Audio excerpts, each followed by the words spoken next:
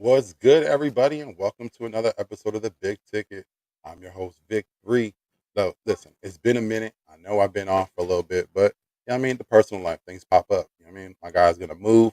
Vick3 Studios is gonna be heading off somewhere else in a little bit, so there's gonna be a lot of changes. But before we start the show, let's shout out to everybody that came through. We got my guy Nightings. What's good? Appreciate you. You know what I'm saying? Always loyal, always coming out, retweeting. Thank you so much. And my guy BLSG, what up, my guy? Thank you for coming through. Yeah, man. Happy Sunday football. Oh, Coach Walker came through in the building. What up, Coach? Appreciate you so much for coming through, my guy. And listen, I know I've been off a little bit, but I thought come back. You got to come back good. Got to come hitting hard. So what I got is my two guys, Boricuas, up in the building. I got my guy Rico and Rico from the Hey Papi podcast and Swoop Boys. Let's bring these gentlemen on through. What's good, Rico and Rico? What up, fellas? What's good? What's going on? Rico on Rico, baby. Hell yeah. Boricua podcast coming through right now. Tú sabes, tú sabes. Let's get it, boy. Hey, man. Yeah, fellas, man. We got a lot to talk about today, and especially with what happened last night. So before we do that, let the people know at home what you about. Y'all have a good podcast out there. Hey, Papi. You know what I'm saying? I was blessed to be on it this past week. But I want you know what I'm saying, give the people that, might not know or might not heard of it a little something about what the podcast is about. Hey, man, you already know. But first and foremost, thank you for having us on. You know what I'm saying? It's always dope to go ahead and, reach back, So, so you helped us, we help you, you know what I'm saying? Boom, that's how this whole thing works. But, hey, Papi, it's me and Twizzy, every Tuesday for now that, we get on there. We talk obviously about our Eagles, but we like to go ahead and throw a little cultural in there, you know what I'm saying? We always talking about good hats, you know what I'm saying, on the matas, you know what I'm saying? And then, we like to also bring the hip hop influence in and just things that's going on in the community. So, Twizzy, what you think? You know what I mean? Yeah. To piggyback what my Twizzy said, he's Swoop Boys. I'm West Coast Swoop Nation. You know what I mean? We collide together. We won. We a unit. You know what I mean? And if you ain't checked this out on Tuesday, come check the Hey Papi show. Because it ain't just for the Tuesday. It ain't just for the tacos no more. I appreciate Vic for blessing us. You know what I mean? Letting us come on the show. We're going to talk about the birds. Ooh, boy. We got some stuff for y'all today. Big talk. Oh, we definitely do. We definitely do. But yeah, man, like I just wanted to get that and let people know because you know what I'm saying. Like I think when I see good podcasts, especially coming from good fellas like yourself, it's something that I have to do. I want to share it out there. I want people to know about that. I want more people coming in, you know what I'm saying, your shows and interacting with y'all in your chats, man. That's what it should be. That's what this is all about. Hey, for real, and it's crazy because you would think a lot of people should have that mindset, but unfortunately, sometimes people always want to be like, "No, the shine got to be mine." It's like, nah, bro. Yeah, nah. It's enough real estate out here for all of us to be eating. You know what I'm saying? Hey, that sun covers a whole galaxy. There's enough shine for everybody. Exactly. There's enough bread for everybody to get. Definitely, that's what it is. If we all can't eat, why we eating to begin with? You know what I'm saying? I'm not gonna look at a plate if we all can't eat. Oh wait, is this that same almighty finesse guy that be coming into the Swoop Boys stuff? Hey, almighty. What's good, normal guy? Appreciate you for coming through, man. Drew Johnson as well. Thank you so much, almighty. As we said, thank you. Well, fellas, let's get it started. Last night, there was a lot of excitement, but let's go to the last game. We know there was a game earlier, but let's talk about last game. Our former coach, Doug Peterson. Let me get y'all thoughts. I'll start with you, El Capo. Let me get your thoughts. What did you think about Dougie P and the Jacksonville Jaguars and that monumental win over the Chargers last night? That was big. Bro, you know what? It's gonna. This is not cap. This is not cap at all. So when I say this, it's as true as I can be. Like I was just telling you, I was sick as a dog yesterday. I didn't know if I was gonna be able to do anything, but I was like, nah. I rolled over right after like the first quarter started on that game, and I saw the score. I said, "Ooh, this don't look good." But I said, you know what, bro? I said, Doug Peterson. If there's a coach that can overcome this, it's Doug, bro. And I said, I'm gonna just watch because sometimes you be like, I don't want to watch. It's a blowout. This is corny. I'm not gonna watch it, especially if it's not the Birds. It's like, but I was like, nah, you know what? I'm gonna sit here and watch it because this got potential. Sure enough, man, Doug does what Doug does, bro. Like that guy is unshakable. He's solid. He's like the most solid guy you could have. if you got it, especially with a young, and this is why I think he's great with young quarterbacks. Like he knows how to instill confidence in guys in big moments, and that's what he did yesterday. I agree with that. Definitely agree. Definitely agree. That game was crazy, bro. Like, I mean, I was at my in-laws. I was watching it. My brother-in-law was like, another pick. I was like, watch. I was like, I don't know what's making me watch this shit still. I was like, it's Dougie P. I have a feeling something was gonna happen. So I didn't really I walked away and I kept coming back to it. And I was like, all right, they scored. Cool. The next thing you know, it was really on a drive. Next thing you know, it's 30-20. I'm like, nah, there's no way, bro. They score a touchdown. I was like, there's no fucking way they about to win this game, bro. I was like, bro, they won that shit 31-30. I mean, look, Justin Herbert had that overthrown pass to Keenan Allen. Should have been walk-in touchdown. Walk-in touchdown, easy. It wasn't there. Oh, we gonna get into Justin Herbert in a little bit, but let's keep it on the Jaguars right now. Because talk about it. We talked about that first half. We seen 4 interceptions by Trevor Lawrence, 3 just Asante Samuel Jr. alone. Let's be honest, that defense handled. That defense was handling the Jaguars in the first half. They were eating them alive. A lot of people were talking about Trevor Lawrence being this sunshine, this and that. Listen, he was doing a Nathan Peterman impersonation right there, bro. It looked very dreary. It looked like he was having a dog day out there. And I mean, see, and it was crazy because I said this is like this game could really start to mold who this man is going to be. If he goes out there and keeps throwing these picks, like it's not going to be good. They're going to be talking about the headline this morning. I thought I was going to start reading T-Law, Jags out on T-Law, or you know what I'm saying, or they might be trying to look for a quarterback in this draft. And coach, check the text messages in our group chat. Scroll down. That was not me talking about Doug. That was Cozy. That was Cozy in the chat talking crazy. You going crazy about Doug?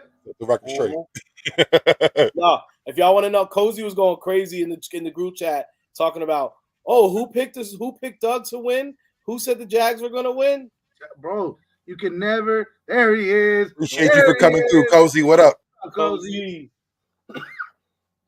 But I'm like, man. Dougie P's a great coach. I repent. I repent. Hey, you can never knock a great coach out, bro. Dougie P, great coach, bro. He said it after whatever he said to those boys in there, he got them right. He got them right at halftime. Hey, and you said it right, man. Listen, Doug Peterson is a great coach. When he left the Eagles, it was under bad circumstances. You know what I'm saying? There was a lot of shrouded mystery on, what the reason was, what the problem is. Is it Carson? Is it the GM? Is it the coach? And they cleaned house. So it made it think that, it was a coach. We know for damn sure the quarterback had a big play and, what happened. We all know Carson, his little attitude, you know what I'm saying? His little temper changes. We all know what happened. But in respect to Doug Peterson, now, we know Doug was doing right. He was doing right by his guys by trying to stick with his guys. And it worked out because right now, offensive coordinator of the Jaguars is Press Taylor. Yeah. So that, what I'm saying, that worked out. That did. And actually, just I don't want to cut you off, but you just brought up a really good point. We never did get clarity on that situation. On exactly why would because the whole thing there with the narrative that was surrounding that was, do they want a coach that's going to come in here and try to say that they can fix Carson, or they got a coach that's going to come in here and say that they want to run with Jalen and they think they can unlock Jalen's potential? We never really got an answer on where Dougie P sat on all that. But outside looking in and seeing how everything kind of unfolded, I think he did want to stick with Carson and try to fix it and keep his guys as well, because we know the Press Taylor and all that was a big part of it as well. I think he did, because you saw how big. I mean, the whole staff. I mean, from upper was sold on Jalen, bro. I mean, to go pick him in the second round, we were all baffled at one point. You know what I mean? Like, what the hell, you guys? We just grabbed a quarterback in the second round, like. Not even that. We just paid a quarterback, and you getting another one in the second round. You know what I mean? Like, it was. That's what made it really crazy. Okay, really all right, and we still paying that man. Yeah. Well, no, we ain't paying nothing. No more. That's all on the Washington Commanders right now. And if they move on from them, which I believe they can, Carson Wentz is hung out to dry because I don't see him coming back. I don't see him coming back at all. Don't feel bad. What up, Coach? Thank you for coming through, my guy. They said they're going to $20 million this past season. Washington did pay him $28 million this past season, so Okay. Yeah, he and ain't that just was come it. out And there. you got Sam Howell in the wings. You currently have Taylor Heineke. I know they have issue with Taylor Heineke, but as in respect to Carson Wentz, he's gone. I read that they like the rookie, so Carson about Well, to be out again. this is what seals the deal for Carson Wentz. If the Commanders decide to move on from, I believe it's by March 1st. I'm not sure. Yeah, I believe so. I'm not, There is only a dead cap hit of $5 million. That's it. It ain't nothing for him. Ain't nothing for them to move on from him. Nope. If he stays on, I think it becomes the Commander's responsibility. Someone in the chat, check it out, because I think that's the way it works. Then it becomes, going forward, that contract, basically they get locked into it. Then their dead cap money changes. That situation totally changes.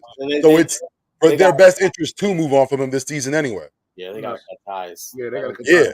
It's all bad. It's all bad.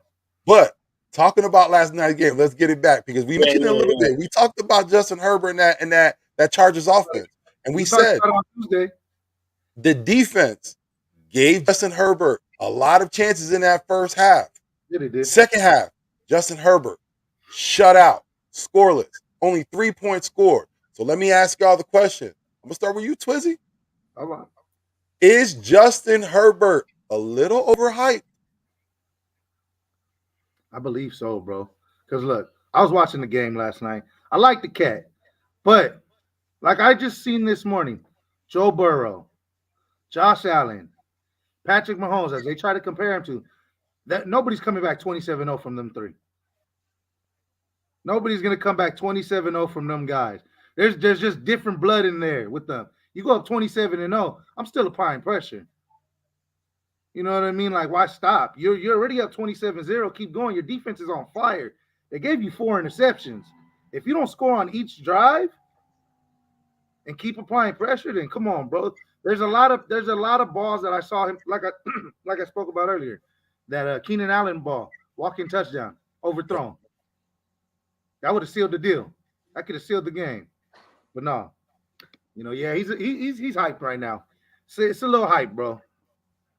Kat, what you think? Is Justin Herbert overhyped? I think he is right now. He is. Yeah, right now he comes in. He has a great rookie year. It looks like they struck gold. It looks, but he was a first rounder, wasn't he? He was still like a mid first rounder. Yes, sir. Rounder. Yeah, so he comes in. I mean, but it looks like he struck gold because he was, if I'm remembering that draft correctly, he was like the second or third quarterback taken. He wasn't the first. Second guy, right? behind Tua. There we go. Yeah, so Tua goes. I mean, it's looking like San Diego might have or Los Angeles now has their heir apparent starter. It looks like the guy like is going to be a stud in the NFL. And I mean, ever since that, and I mean, rookie seasons can always be a little deceiving, right? You get a guy rookie season, there's not much tape on him. Obviously the offense they ran in college is going to be completely different than what they're doing in the pros. So Herbert comes out, has a great rookie year, but to me, it's always about that sophomore when we're talking about quarterbacks. And I think ever since we saw from the sophomore on, it's just kind of been the past 2 seasons have been a little underwhelming. I mean, then for your team to be, for your team to be up like that, you're playing with a lead. It's about you to just game manage, bro. And it was crazy because they made so many references to how they repaired that offensive line. They were showing how clean and how open that pocket was throughout most of the game. And it's like, bro, if you got a pocket like that, you should be. If you're gonna be considered not even as that elite tier that we talk about, that second tier we were talking about on Tuesday, even if you sit in that tier, you should be able to still sit there and pick apart a defense when you got a clean pocket like that. And I mean, it seems like the offensive line was doing their part. So for whatever reason, it just seems like Herbert was either just becoming very flustered or he's just not able to do it when it really matters the most. And this isn't the first big game we've kind of seen him, fall back, or collapsing. So I don't know. As I'm saying right now, it looks like stock is way down on Herbert. I think he's way overrated. Listen, you heard me on your show, and I brought it up. I told y'all, listen, people put a lot into this kid, and they did the same thing with Joe Burrow. But guess what? Joe Burrow backed it up by having a Super Bowl appearance. Joe Burrow backed that up by going into Kansas City and showing that he owns it right now. Joe Burrow constantly backs it up. For me, that kid is talented and is a better quarterback right now than what Herbert is. And again, everything I talk about Herbert is in reference to this season specifically. I'm not talking about the past. I'm talking about this season specifically. A lot of people see me and they're like, "Oh, Vic's hating." No. I'm watching it specifically for this season alone. And from all the hype that he got in the past into what I seen this year, it doesn't add up. It I got doesn't. you. At first, I went with I blame the fact that the receiver is constantly injured. I blame the fact that they have a bad line. But like you said, my guy, yesterday, clean pocket. They made some changes to that line. Everything that he needed as a quarterback was there in front of him. The Yep. receivers at this point are healthy. He has Yep. Keenan Allen. He has Michael Williams. And It he didn't has a work out. running Again, game. we had a scoreless second half. Granted, you got to give respect to the Jaguars because that defense is fierce. I'm not trying to disrespect them at all because the Jaguars do have a great defense. But Absolutely. we're talking about Justin Herbert, and the conversation was him being a top 5 quarterback. I didn't see top 5 performance this season. Well, and to go and to piggyback what you said, when you're comparing him to Burrow, well, we've already seen Burrow go ahead and do more because put the Super Bowl appearance on the shelf. Mm-hmm. This season, how that team started off when they had the injuries. Oh, then I apologize. I didn't know Mike Williams was in it. I thought he did. I apologize. I swore he did though. Yeah, no. Mike Williams didn't play yesterday. He didn't play yesterday. I know Yeah, they but have still- what is it again, and they have we still the had tight Keenan end, which Allen, is we still had I Austin can't remember his name. Well, still at the end of Everett. the Gerald day, Everett. Allen Gerald and Everett. Yeah, I think that's what and he had Austin Eckler with him too. he So had it's like Eckler, he had Allen. He still had his little squad. You feel me? yeah, you had your safety blanket and you had your running You back. had your RPO runner. Everything you want to do safety. He scored two. Didn't Eckler score 2 touchdowns at that too? Who? Eckler, he scored 2, right? Yeah, he scored. Yeah, But and that I think that when I seen in the chat, you know what I'm saying, when you talk about coaching, that was one of the bad moves by Brandon Staley. And oddly enough, a man who constantly, preached about how important the running game is to the offense, didn't run the ball. Bro, keep it going. If you got it running already, and that's obviously what's working, he just ran 2 back-to-back. You might as well go back to him and just apply pressure. Well, sometimes these coaches like to get in their way. I mean, well, bro, I'll get to that in 1 second, but I do want to finish this point. When you talk about Burrow had injuries in the beginning of this season. The team wasn't looking that good. People were questioning if last season was a fluke. And what did they go ahead and do? They went ahead and pulled themselves right out of that losing streak they were having, that bad start to the season, and now they're in here battling for the AFC, supremacy. So, and like you said, they went into that Chiefs game and they showed we could beat these guys, and that was really the beginning. Like right there is where they really started. So Burrow, when faced with adversity, seems like he becomes a better quarterback, in my opinion, whereas Herbert's falling. And to go ahead back to the running back situation, too many of these coaches they get these thoughts in their head, just like that's how the Falcons lost the Super Bowl a few years ago. Mm-hmm. I have a great quarterback. I want to prove to them that he's this type of quarterback. Mm-hmm. Why? Win the game, bro. It doesn't matter how you win, and that's why I commend the Eagles, because not to sound like a homer right now, but it doesn't matter how we win the game as long as we get the game won. It doesn't have to be pretty. It doesn't have to be, we have to do it with Jalen's arm. We have to do it with the run game. No, whatever's working that day, that's where we go. This day, they should have stuck with the run game, and they'd still be in the playoffs. Definitely. And speaking of bad coaching decisions, we know that was a huge part in what happened last night. When you talk about it, defense had a great first half, horrible second half. So adjustments weren't made, pressure wasn't put on. So with that being said, I'll start with you, Cap. Do you think the Chargers fire Brandon Staley to get Sean Payton this offseason? You know what? It's funny because I saw Cozy saying it in the chat, and Coach too. I think 100% Staley's out the door. And I think, honestly, his job was probably in a more secure situation after them making this playoff if they would have got that win. But not only did they lose, it was an embarrassing loss for you to be up as much as you were. At one point, it was a 3-score game, and you let them come back and still beat you by 1. Mm-hmm. I think the embarrassment is enough that Staley's out the door. And I think, I think we're going to see Sean Payton taking that job because I think Sean Payton does feel like he's good. He can come in and turn this team around. He could turn the offense around. He's already shown that he's kind of a quarterback whisperer. You saw what happened when San Diego got rid of Breeze. He worked with Breeze and what he thought Breeze was going to be capable of and turned it into a Super Bowl winning situation. So I think this is going to be a perfect situation for Sean Payton to come into. Oh, listen.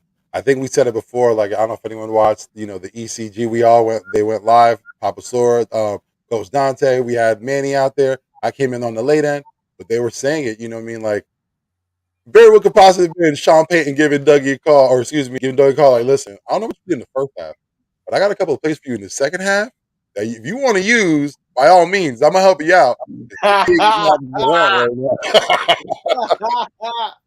I can Listen, see. You know what? I've heard crazier things. I can very much see that. the weather's constantly 84. It's always sunny. Can we commend Doug though? Because I don't know if you guys actually heard what they said in the broadcast, but they were saying how the adjustments that Doug needs to make shouldn't be big adjustments. They should be very subtle and stick to the same game plan that he had. Mm-hmm. And this guy does just that. He doesn't change much up, but he gets more into the tempo, gets at a little more faster pace. He starts getting those easy passes for Herbert to just for Chi-Law to start just completing, boom, getting in a rhythm, and then off to the races, bro. Like they're going and completing 17 play drives, chunking out the clock, like and Doug Peterson put a masterpiece on yesterday. Oh, Like I yeah, said, when he had, like I said, I'll ask you the question too, real fast. Do you think that was like the best playoff comeback ever? Like I know people are going to say Atlanta, the Super Bowl, but I'm putting the Super Bowl aside. I'm talking about playoffs. I think that's like that's up there. That's top if it ain't the top, because that's something to come back from. That's crazy. 27-0. I'm pretty sure a lot of people cashed out. You know what I mean? A lot of people were like, I'm not gonna watch it. Then check back on the score 20-30. What the hell? I'm about to tune in. Like, hold on, they might win. Like it was almost like watching the Miracle at the Meadowlane when they went with that OT miracle catch. Like that shit was wild. Like you thought the game was over. Next thing you know, a Hail Mary.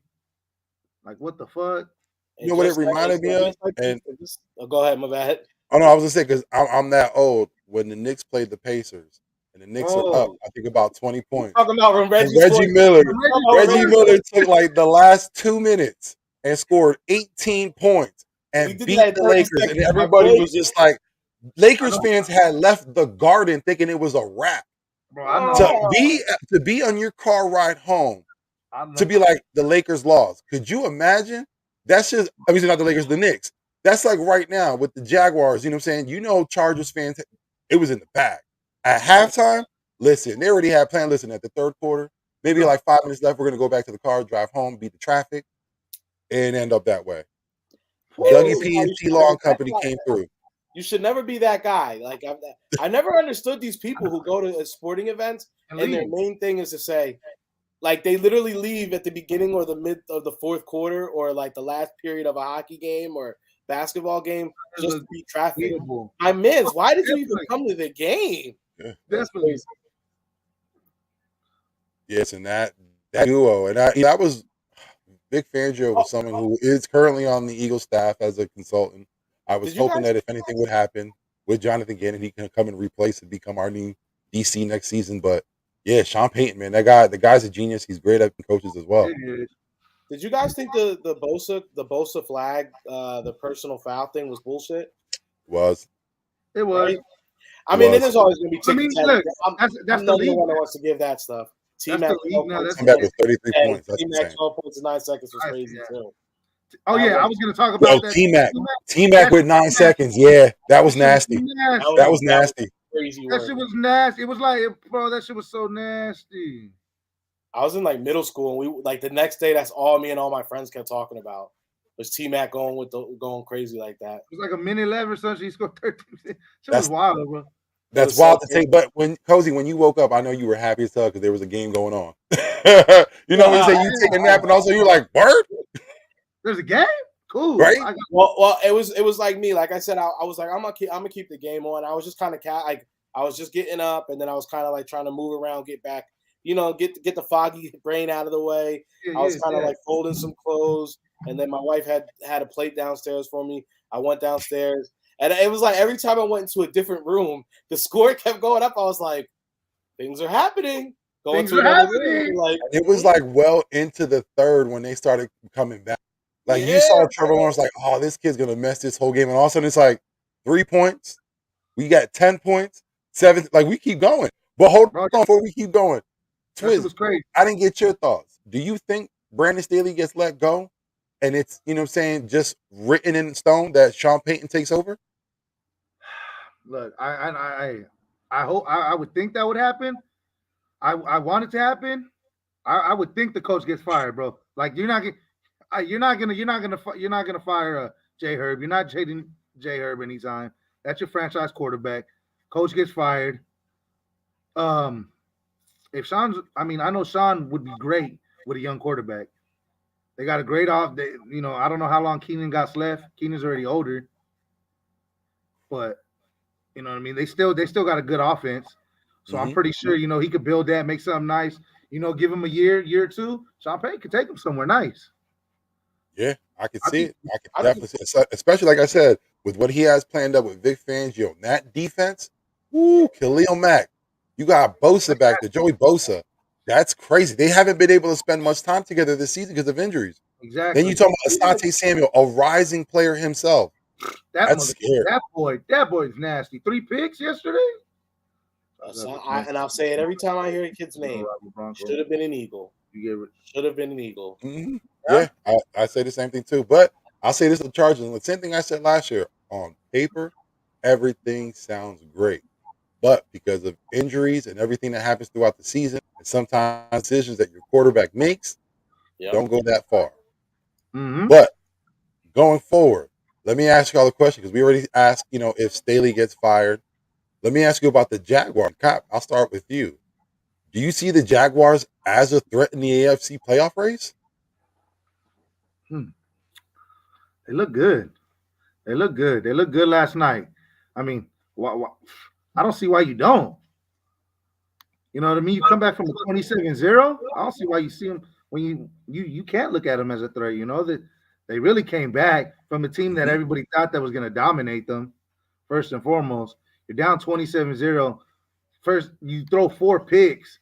You come out of the tunnel, second half, no more picks, all touchdowns, 24. I think they might be a force to reckon with, bro. You never know if they get on that hot run. Their defense is nice, but they probably won't beat the Bengals.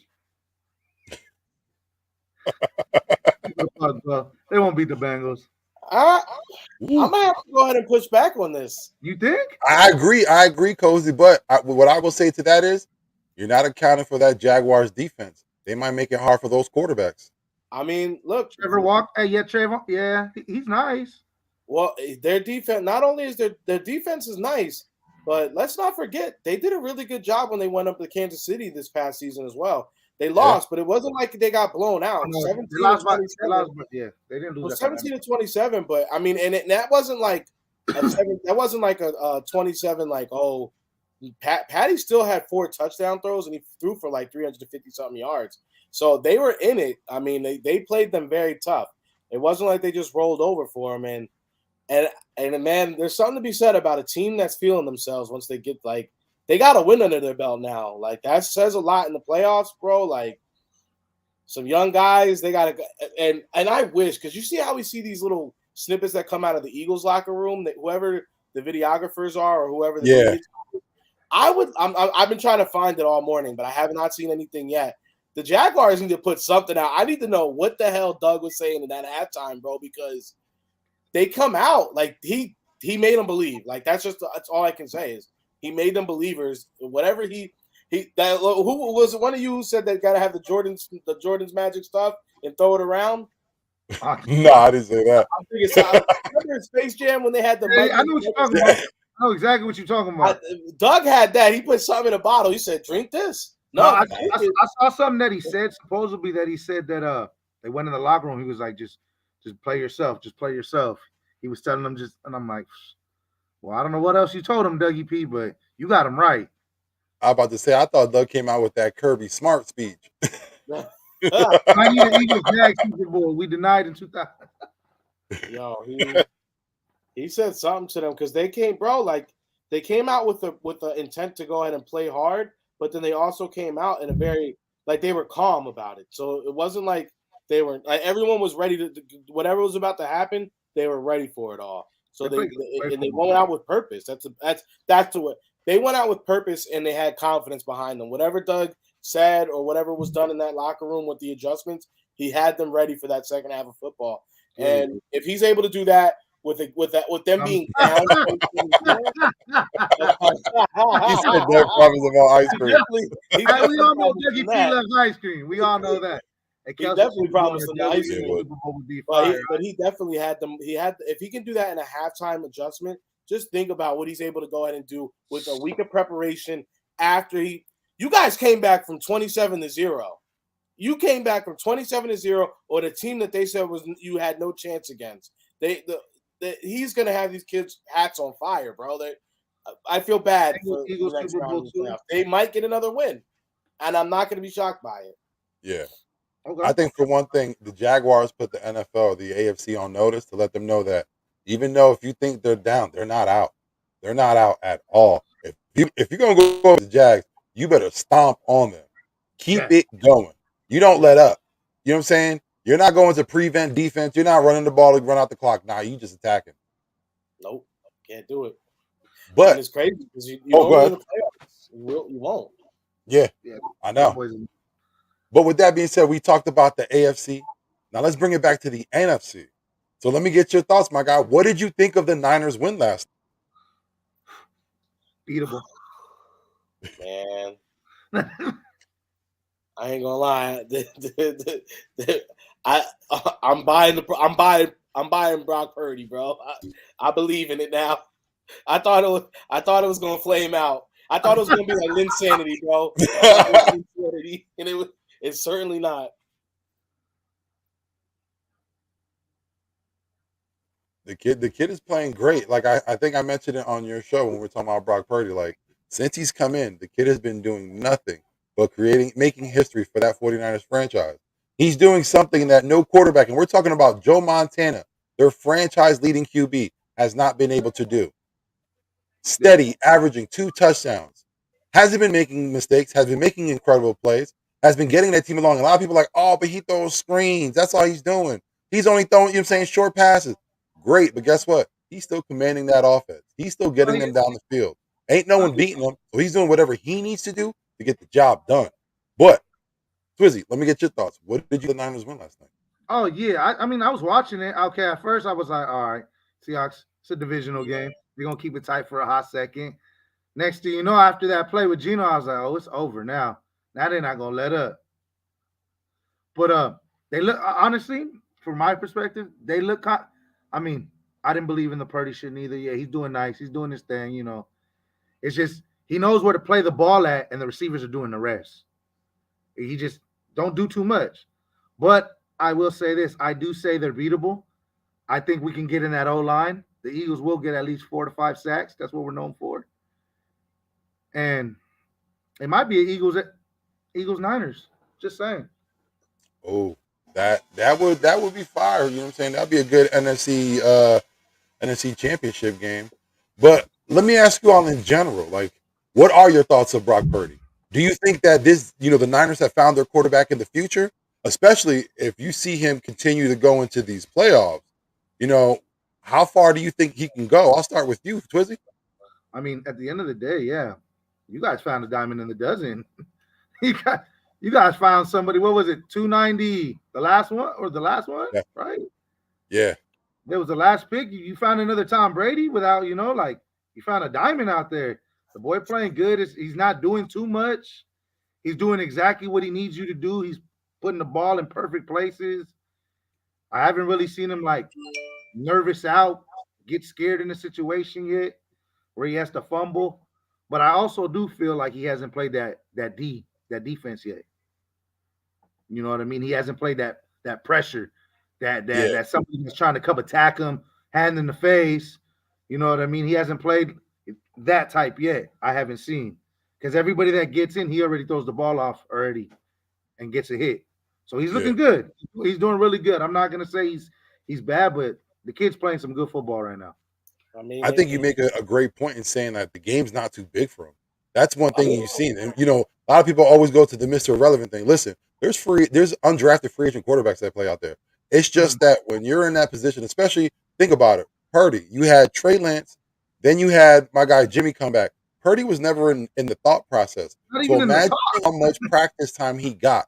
Probably barely little to none. He's scout team. That's what his job was, scout team. So then to come in and to perform what he did with as little, you know what I'm saying, practice that he has, applause. Applause to you, sir. You know what I'm saying? You showing a lot of people wrong, especially geniuses out there that think you're trash. Like, you know what I mean? Like, you putting people to shame. But, Cap, let me get your thoughts on Brock Purdy. Have you guys ever heard of a guy named Tony Romo? Mr. Interception? Yeah, that's not. Look. We can talk. We can laugh and joke about Tony Romo all we want about certain things. But when it came down to it, when the guy first came in the league, he was electric and he was a gunslinger. Mm-hmm. I mean, you know, and I am one of those people that do believe if it wasn't for Jason, like we're lucky Jason Garrett was such a terrible coach because he never put Tony Romo in a position to actually do whatever it was they could have probably done. And in my opinion, whenever we saw Romo like throwing that thing all around and looking great, I think that's when he was taking over the offense and kind of doing what he wanted to do. I think Brock Purdy could be, bro. He's like one of these guys, you know, like they didn't have him graded right. He's coming like Tony Romo when he played. Look, I'm not saying it to be like tongue in cheek. I'm serious. Tony Romo, when Tony Romo was on, he was on, bro. Like, so I see a lot of that in Brock Purdy, bro. Like like I said last night, I fully bought into it. Like, and like you just said, the moment wasn't too big for him. He feels like he's supposed to be playing in these games. Yeah, I mean, Tom Brady felt like he was supposed to be playing in these games, bro. It's something about it. Like, and you get guys like you said that they're undrafted free agents, they're backups, and then they get in the game. They don't have any of the juice that this kid has. Like, and sometimes, like, sometimes when it comes to the evaluators, they get it wrong. I mean, Russell Wilson, you know, Tom Brady. You get, you know, like there's so many. Even Hurts now, like Hurts, they were saying Hurts probably wasn't a second round talent. Like, man, look at him, he's MVP of the league, bro. So sometimes these guys, you know, they go draft and they hear somebody say one thing about it, and then that sticks with them. And then, you know, next until they finally get a chance. And this kid is one of those guys that he put up, you know. Mm-hmm. So, bro, I believe it. I think they're a dangerous team. Now I'm definitely looking at, like, before I was like, I think we can handle San Fran. Well, we might have our heads full. Like, this is going to be one of those ones. Like, we're going to be probably whatever happens when we do face them, because that's how I'm feeling. We're going to play them, and that's going to be who's going to the Super Bowl. It's going to be a game that people are going to talk about for a long time.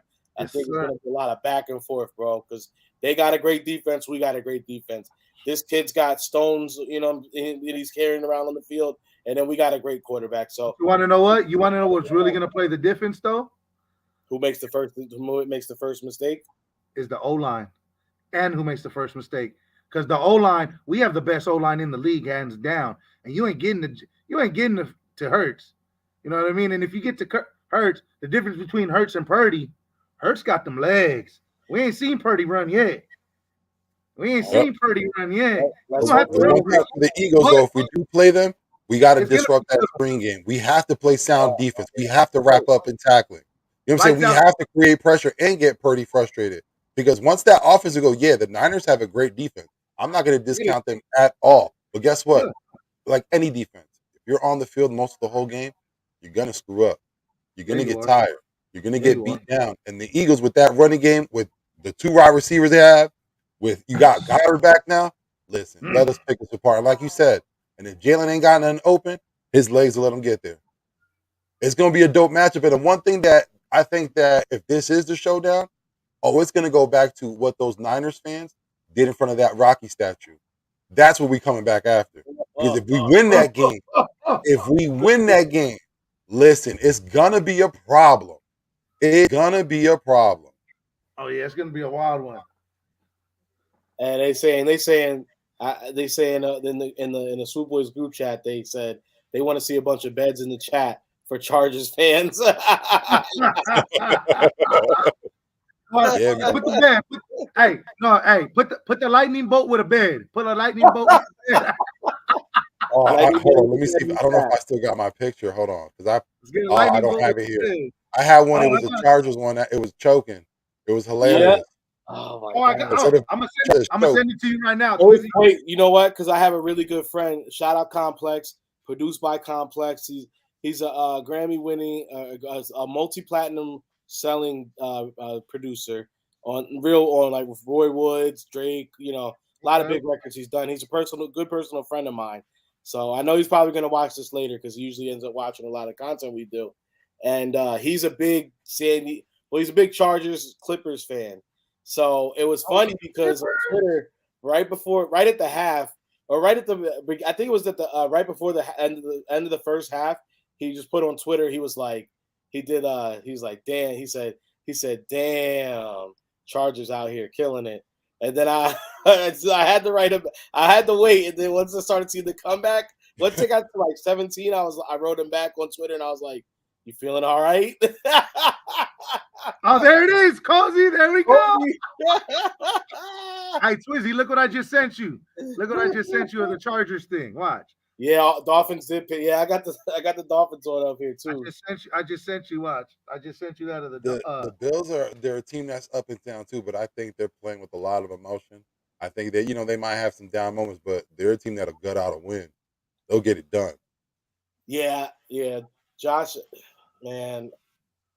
So wait, all right. Actually, you brought up a good point. Not just saying that though, because what if they lose this game? Then what changes have to be made there? For who? For the Bills? Yeah, because if they just say hypothetically they lose this game, now you're kind of starting to look like Golden State when Mark Jackson was still coaching. Okay. I think sadly enough, the blame gets put on Ken Dorsey for the fact, the Bills' running game is Josh Allen, which it should not be. The fact that they haven't utilized, Najee Hines yet, who's been there for 2 months now. You've seen what he can do in the return game. You got to give the guy a shot. You drafted James Cook, a guy who fairly used. You have Devin Singletary. That's the guy who you mostly rely on. But again, he's not getting the ball either. So the lack of running, and that might be an issue.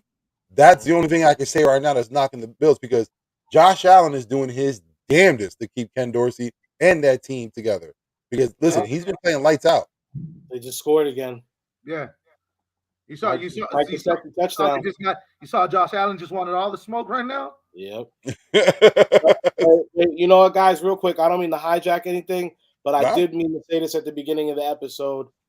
Prayers and rest in peace, Devin Willock, man. Oh, yeah. Devin Willock. Saddest news. Seeing that this morning, bro. Just a young guy, promising future. Yeah. Just fresh off that championship game with Georgia. Rest in peace, man. Young guy. That's terrible, bro. That is terrible. Yeah, thoughts and prayers to the family, man. That's sad. Good to see it. You know what I'm saying? Like, it's always sad to lose a life. But when you're talking about, a young life, especially like you said, just winning the national championship, the kids on a high, career high, for all that to happen, shout to the Georgia family, you know what I'm saying? Thoughts and prayers out to y'all as well, because that's someone who is a part of the family.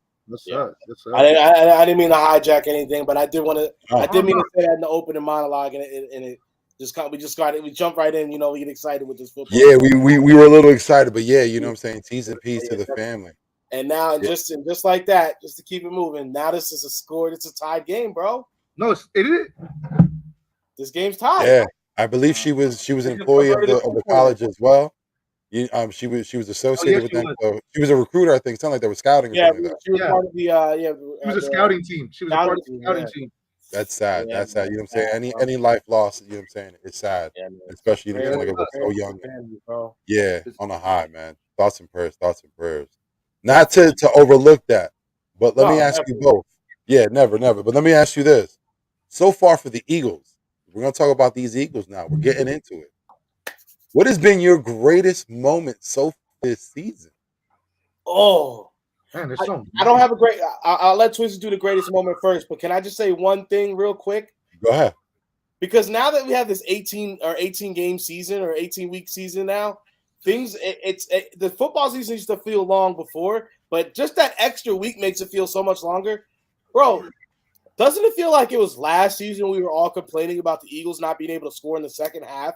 Yeah. No second half adjustments. No second half adjustments. We just want to.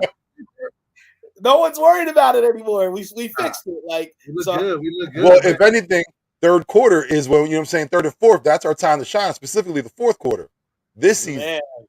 Yeah, man. Yeah. We've come back on it. So it's like I guess as far as everybody was worried about that for the first 6 weeks. Like, We don't score in the second half. Oh, we score now, man. We score, Yeah. man. We score now. But go ahead, I'll let you go. What's the moment for you?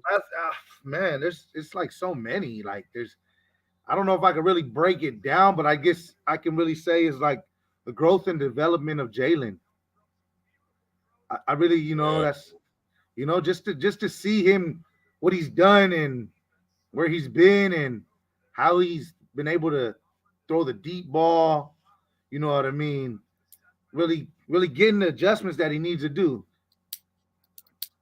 Shoot, for me, a specific moment is gonna be three. It's gonna be that Steelers game, bro. That Steelers AJ? game. Yeah, when AJ Brown scored 3 of them things on him. That you and you and you. That moment right there. Because That was nasty. when's the last time we've had an Eagles receiver like just like I honestly not since Riley Cooper do I feel like we've had somebody just come in and like ball out like that. Jeremy Macklin, I would say. Jeremy Mack, yeah. They were like this. That was all like the same, like during the chip era, Jeremy Macklin. Yeah.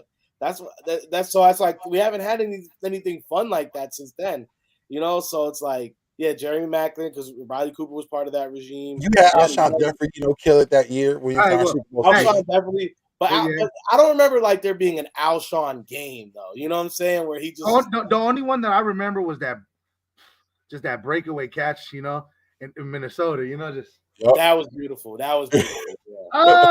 Yeah. that was just breakaway. It's just like kind of, I guess if you want to say a real favorite moment for me is when Devontae caught that deep ball in Commanders.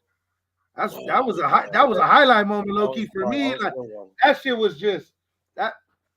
That's probably one of the best catches.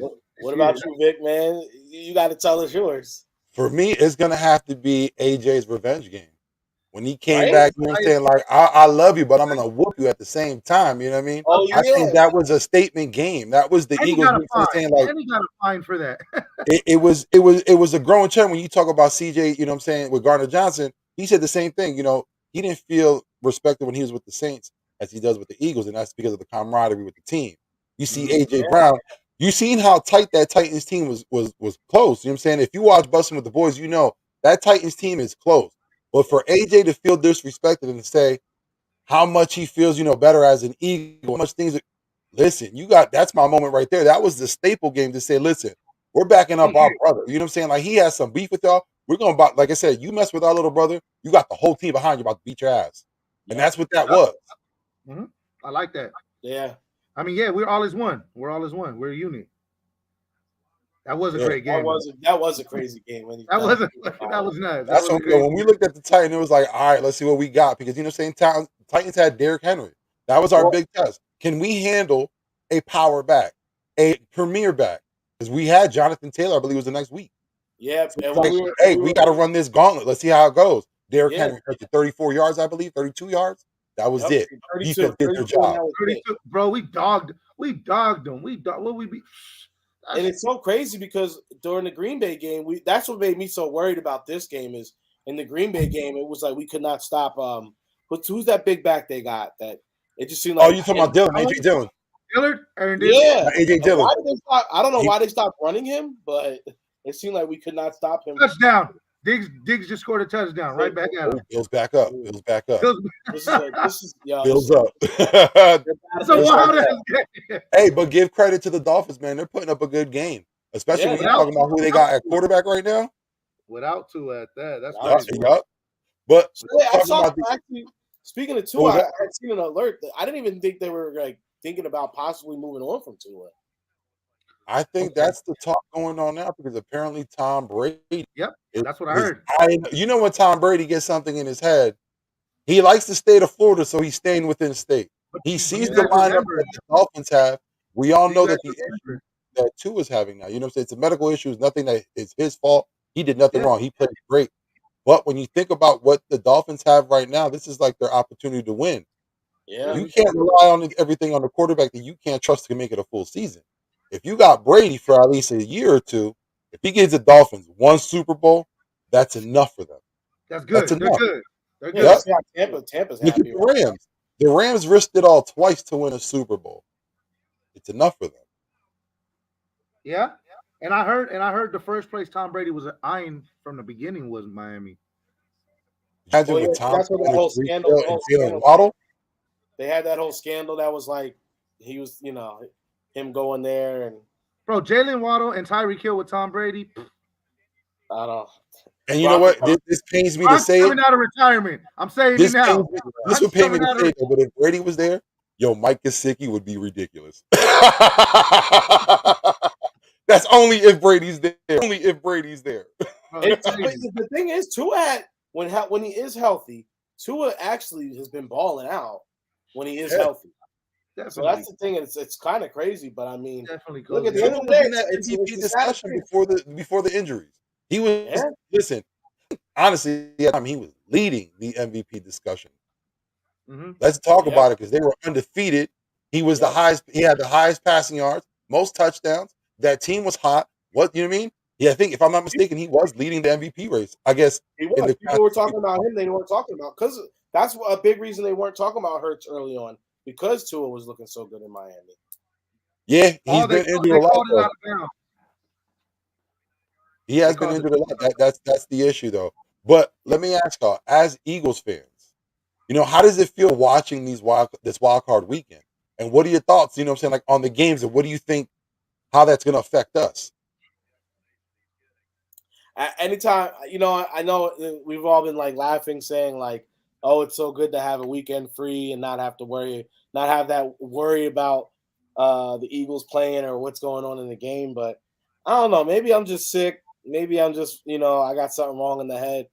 I live for those Sundays, bro. I think it's part of it, bro. Win, lose, or draw. I just love seeing the birds go out there. Like I love watching football, but it's different when the birds are on the field, Yeah, man. it is. It's way more fun, bro. Like Different vibe, homie. It's just so I'm a little bummed out right now. I wish we were watching a game where the Eagles were, up, or competing. But it's gonna make this week is gonna be a lot of fun because now we're gonna at least we'll know who we're playing and we're gonna I mean, start. It's always fun when we have an actual opponent in front of us. We get to start Mhm. coming up with the takes. We get to start thinking about what our boys are gonna do. Like you said about the Titans game, like we were worried about the Titans, and then we come out and we smoke them, bro. We smoke them like some backwoods, I Definitely. mean, I'm they excited do to it see what now. we're gonna end up playing, and I think, bro, not for nothing, man. Knock on wood, we punching that ticket, bro. So I'm excited. And I think I do want to get in because I do want to talk about. People are talking about Jalen's arm still.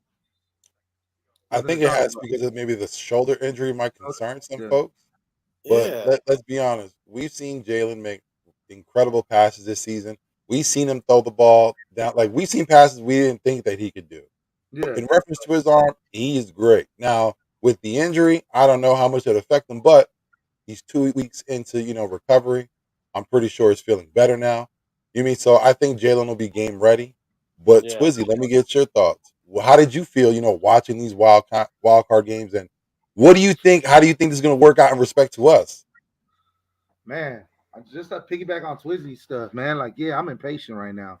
Kind of sucks because I get excited to watch the birds on the weekends. You feel me? I live for them Sundays, bro. But I mean, it's cool. You get to see the opponents. I was excited about last night's game. I'll tell you that. That's probably the most hype game I was looking forward to last night's game.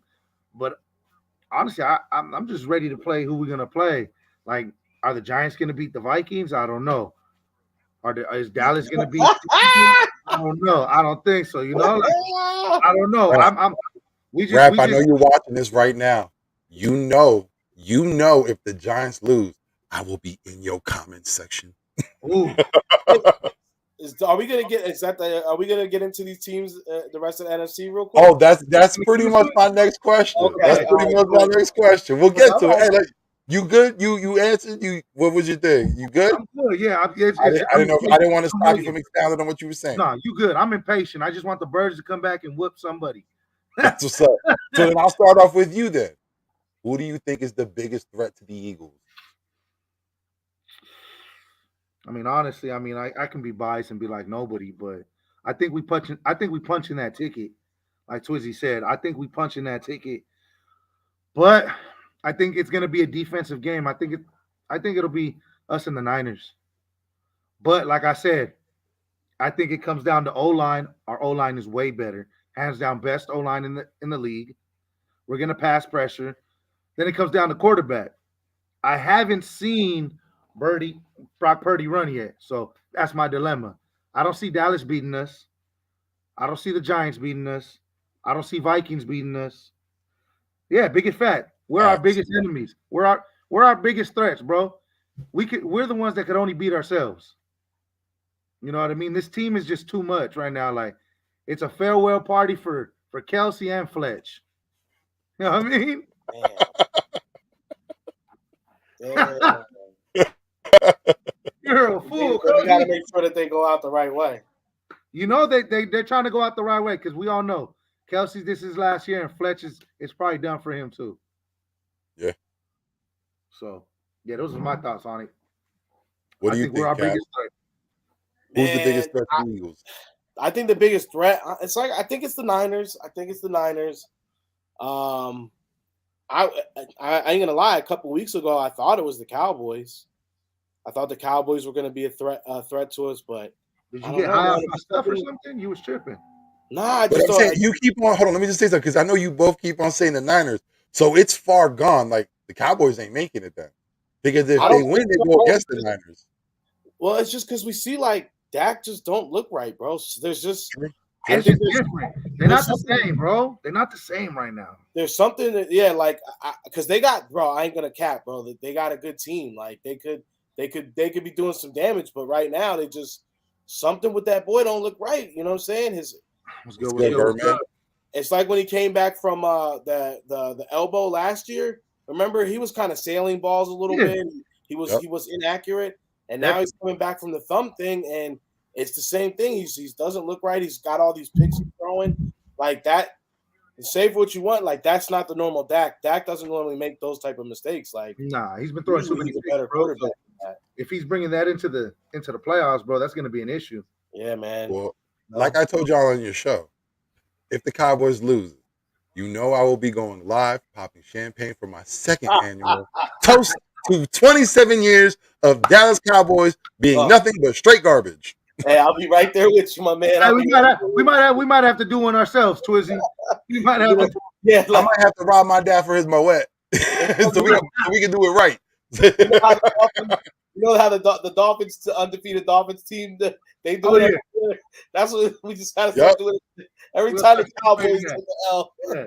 I did that last year, and I was like, you know what? That's going to be a tradition from now on, and I think every Eagles fan should enjoy that. And that should be a tradition. You call it the Vick off. You know what I'm saying? Whatever it is, but let it be a tradition for Eagles fans. Every year when the Dallas Cowboys are eliminated from or just eliminated in general, pop off that bottle. You know that meme of Leonardo where it's the Great Gatsby. He's holding the champagne glass out. I'm gonna take That's me right here, just welcoming everybody to another great year. Another great year. Because I don't know something about I get my jollies off when I get to tell a Cowboy fan, like, shut up, stupid. You haven't even made it to the championship round yet. I get so excited. I get excited. Sam, you want to understand, I have so many stats in the chamber. If we listen, and I'm not saying we are, I'm just saying if we do, the only people that will be affected by this barrage will be Dallas fans. I will not be taking this to the all NFL communities. No. This is solely meant for Dallas fans. I got stats just waiting for y'all. If we win this, Dallas fans will never be able to come into a conversation with an Eagles fan again. Bro, because it just gets they get so out of hand sometimes where it's like, it gets out of hand. Like, because we get it. You have 5 old dusty ass trophies. We get that. Very old. None of the people that we have conversations with on a regular basis have actually ever witnessed and been cognizant of it. You know what I'm saying? Yeah.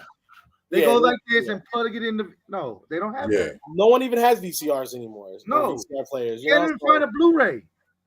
You can't even find that.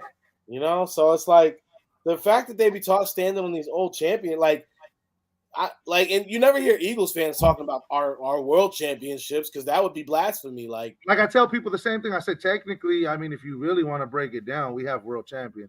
I was like, if you really want to talk stats, we're the only team that beat Lombardi and Lombardi. But hey, that's neither here or there. That's neither here or Well, there. I think. Look, I think world championships do matter. I think they do count. Just because you decided to say leagues join together and we're going to have a new game. Yeah, we're going to merge into a Super Bowl. It doesn't negate that those happen. Those did happen. It was just an older time. It's like you never hear like not. I'm not trying to be funny when I say this, but you never hear like those early. Part of the 27 Yankees championships are from like the early 1900s, ain't they? Nah, yeah, they from back in they span throughout times, fam. We they did it in every decade. We did. We took care of business in every decade. We stayed relevant in the zeitgeist for 70 years. You know what I mean? We are baseball. But I'm just saying, y'all still recognize the old ass ones too. We just need one in the 2020s to make it complete. We missed out in the 2010s. That was it. That's it. That's the only one we missed out on. 2010. That's the only era. And that's what I'm saying. So you still recognize those old ones like you with the new ones. There's like why in football because we joined the leagues together. Still on the potato, yo. Damn. I'm trying to find a laser disc. An 8-track, a Super Bowl. I might find that on Super 8 somewhere. I think they might have been able to hear some of their Super Bowls on like a radio, like. He's airing I'll say this, and this is probably what was going to bug people out. The last time the Dallas Cowboys won a Super Bowl was against Neil O'Donnell, and everybody I could hear who? Yes, Neil O'Donnell of the Pittsburgh Steelers. That was the last time they won. That's a name that'll throw you back. That brings everything into perspective. That brings you back. That brings you way back. And the funny thing is, because you never hear Raiders, like even though this is why I kind of respect Raiders fans over Cowboys fans. I never hear Raiders fans bring up those old Super Bowls. Facts. And they are they're not like dirt old, like like the latest one was in the 80s, right? The last one was in the 80s, right? Yeah, against us. Yeah. And then we had one in the 2000s when they almost won against Tampa. Almost won. 2000 last time they went to a Super Bowl. But even though those teams were crazy, Tim Brown and Jerry Rice, Rich Gannon, you got Charlie Garner, you got to respect those teams. Yeah, absolutely. And like you said, man, those fans are, you know what I'm saying, like one of the wildest fan bases there is. But at the same time, humble enough to know that, you know what I'm saying, yeah, that was in the past. We got to work on the future. And they know that. I don't even really hear Eagles fans like. I mean, I know we bring up 17 in reference to this season, especially now because it's got a lot of similarities. But I never really hear I feel like after 2 or 3 seasons, I feel like once Doug got let out the door, I feel like Eagles fans kind of stopped talking about the Super Bowl that much. Well, I think Doug set the tone because the year after they took down all those banners, they took everything. They were like, "Yeah, it was just one. We got to work on another one." And I think for Eagles fans, you know what I'm saying, especially where we're from, we took that same stance. And the only time you hear Eagles fans even bring up the Super Bowl is literally when we're talking to a Dallas fan to let them know, "Damn, y'all haven't won in almost 30 years. Ours was but 5 years ago, and look, we're in the hunt right now." Can we take a minute to just appreciate that? The Super Bowl we had a coach. 96. What do you say? Do you count their Super Bowl? 90, what is it? 96. 95 was the Niners. It's the. No, wait. No, 94 was the Niners, or was it? 92, 93, 94 the Niners, 95 was Dallas, I think. But I think he's saying that thing the Super Bowl technically takes place the next year, but it's really from the season prior. So I think that's what he's trying to get at. Yeah. So 95, it's 95. Yeah, they went. It was a 95 season, but it was played in 96. Yeah, because you don't want to. Because that's what Washington, the commies did when they made that crescent, and everyone was clowning them because they put the Super Bowl years for the year that they actually played the Super Bowl instead of not the year that they played the season. Hell, talk about it, as bad as the Cowboys and all that stuff is, bro. That organization, I feel terrible for those fans. Like the Sean Taylor mishap with the statue, the naming, so much. Oh yeah, that's horrible. That shit is bad. See, that organization. Everyone's talking about on Jalen Hurts' shoulder as of right now. I'm at 7.5. Nah, there's no concern because guess what? If there was a concern with his shoulder, he wouldn't have played that last game against the Giants. Exactly. Do you understand that? There would be no reason for him to start because guess what? We would have sat him.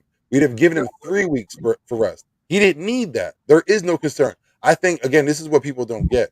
When you hear things like that, that's people within our own organization throwing that out there. So that way, I think they're trying to give a concern out to other yeah, people. you got to throw subterfuge out there, man. Like that's listen. Bill Belichick is the king of doing that. He don't put anyone on the injury report. Nope. The NFL has to find you to be like, all right, he got a thumb, and that's like a handrail. Fucking coach.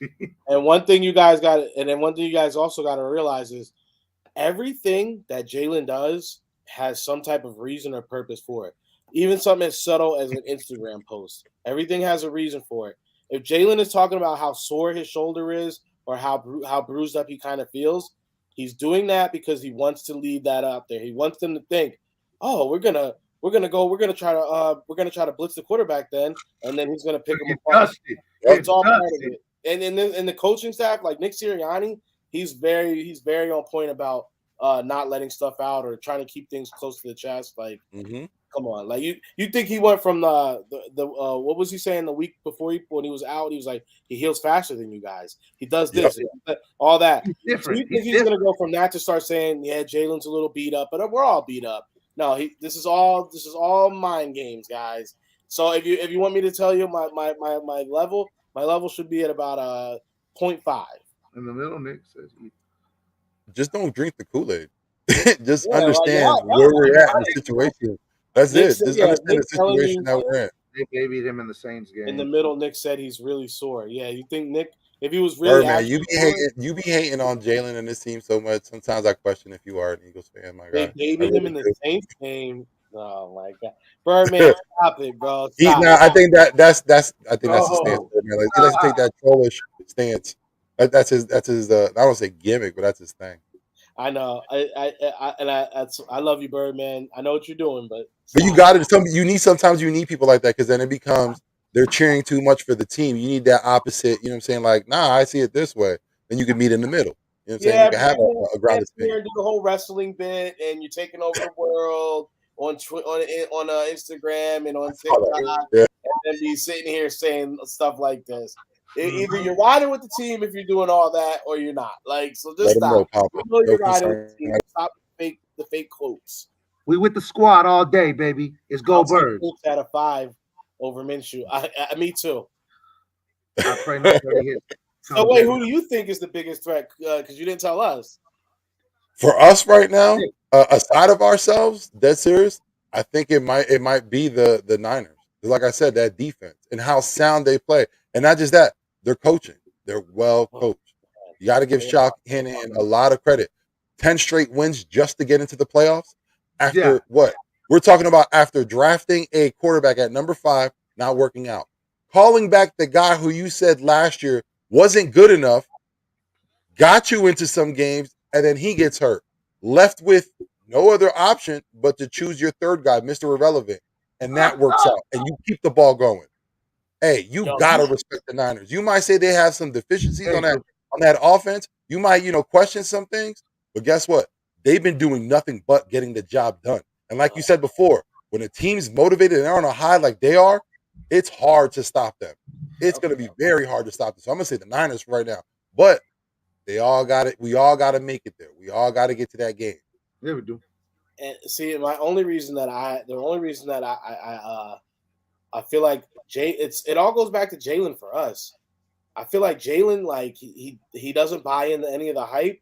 I feel like he's good. Like he's not gonna let anyone else get too big on themselves. Like, and he's gonna. So it's like when the other guys are celebrating and stuff, like you see him just sitting on the bench. Like, best line of the year he said was after winning the number 1 seed was the job's not done. Job's not done. We can celebrate. We can, what I'm saying? We can look back on the year and say, yo, that was a great year. 13 wins. Congrats. But guess what? Like Herm Edwin says, you play to win the game. Yep. And the game is to win the Super Bowl. So there's only one goal.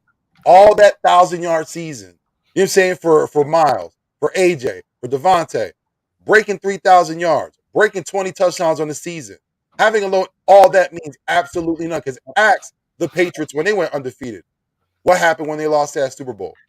The worst loss of their lives. Because that whole season was done. You wasted a whole year. That's what it was.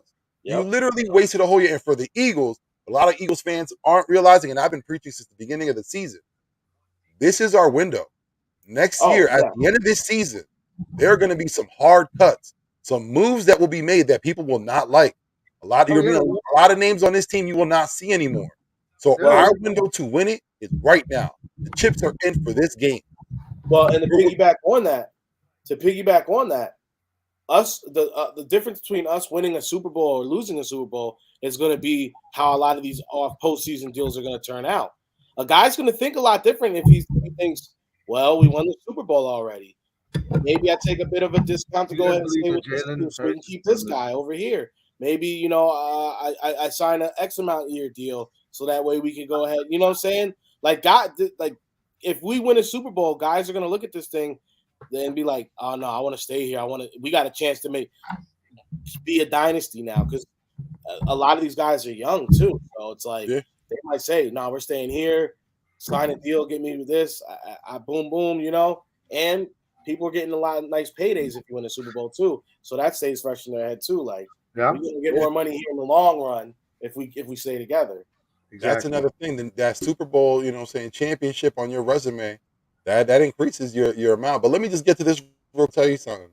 You know why I'm not going to say that front? Because you got to respect every team that's still in these playoffs. I'm not going to discredit any team just because I'm going to say I'm a homer. No, I guarantee. Guess what? I have full confidence that this team will make it to the Super Bowl. Am I going to say outright that they are? No, because that's disrespecting the Niners. Although we might call the Vikings, fake.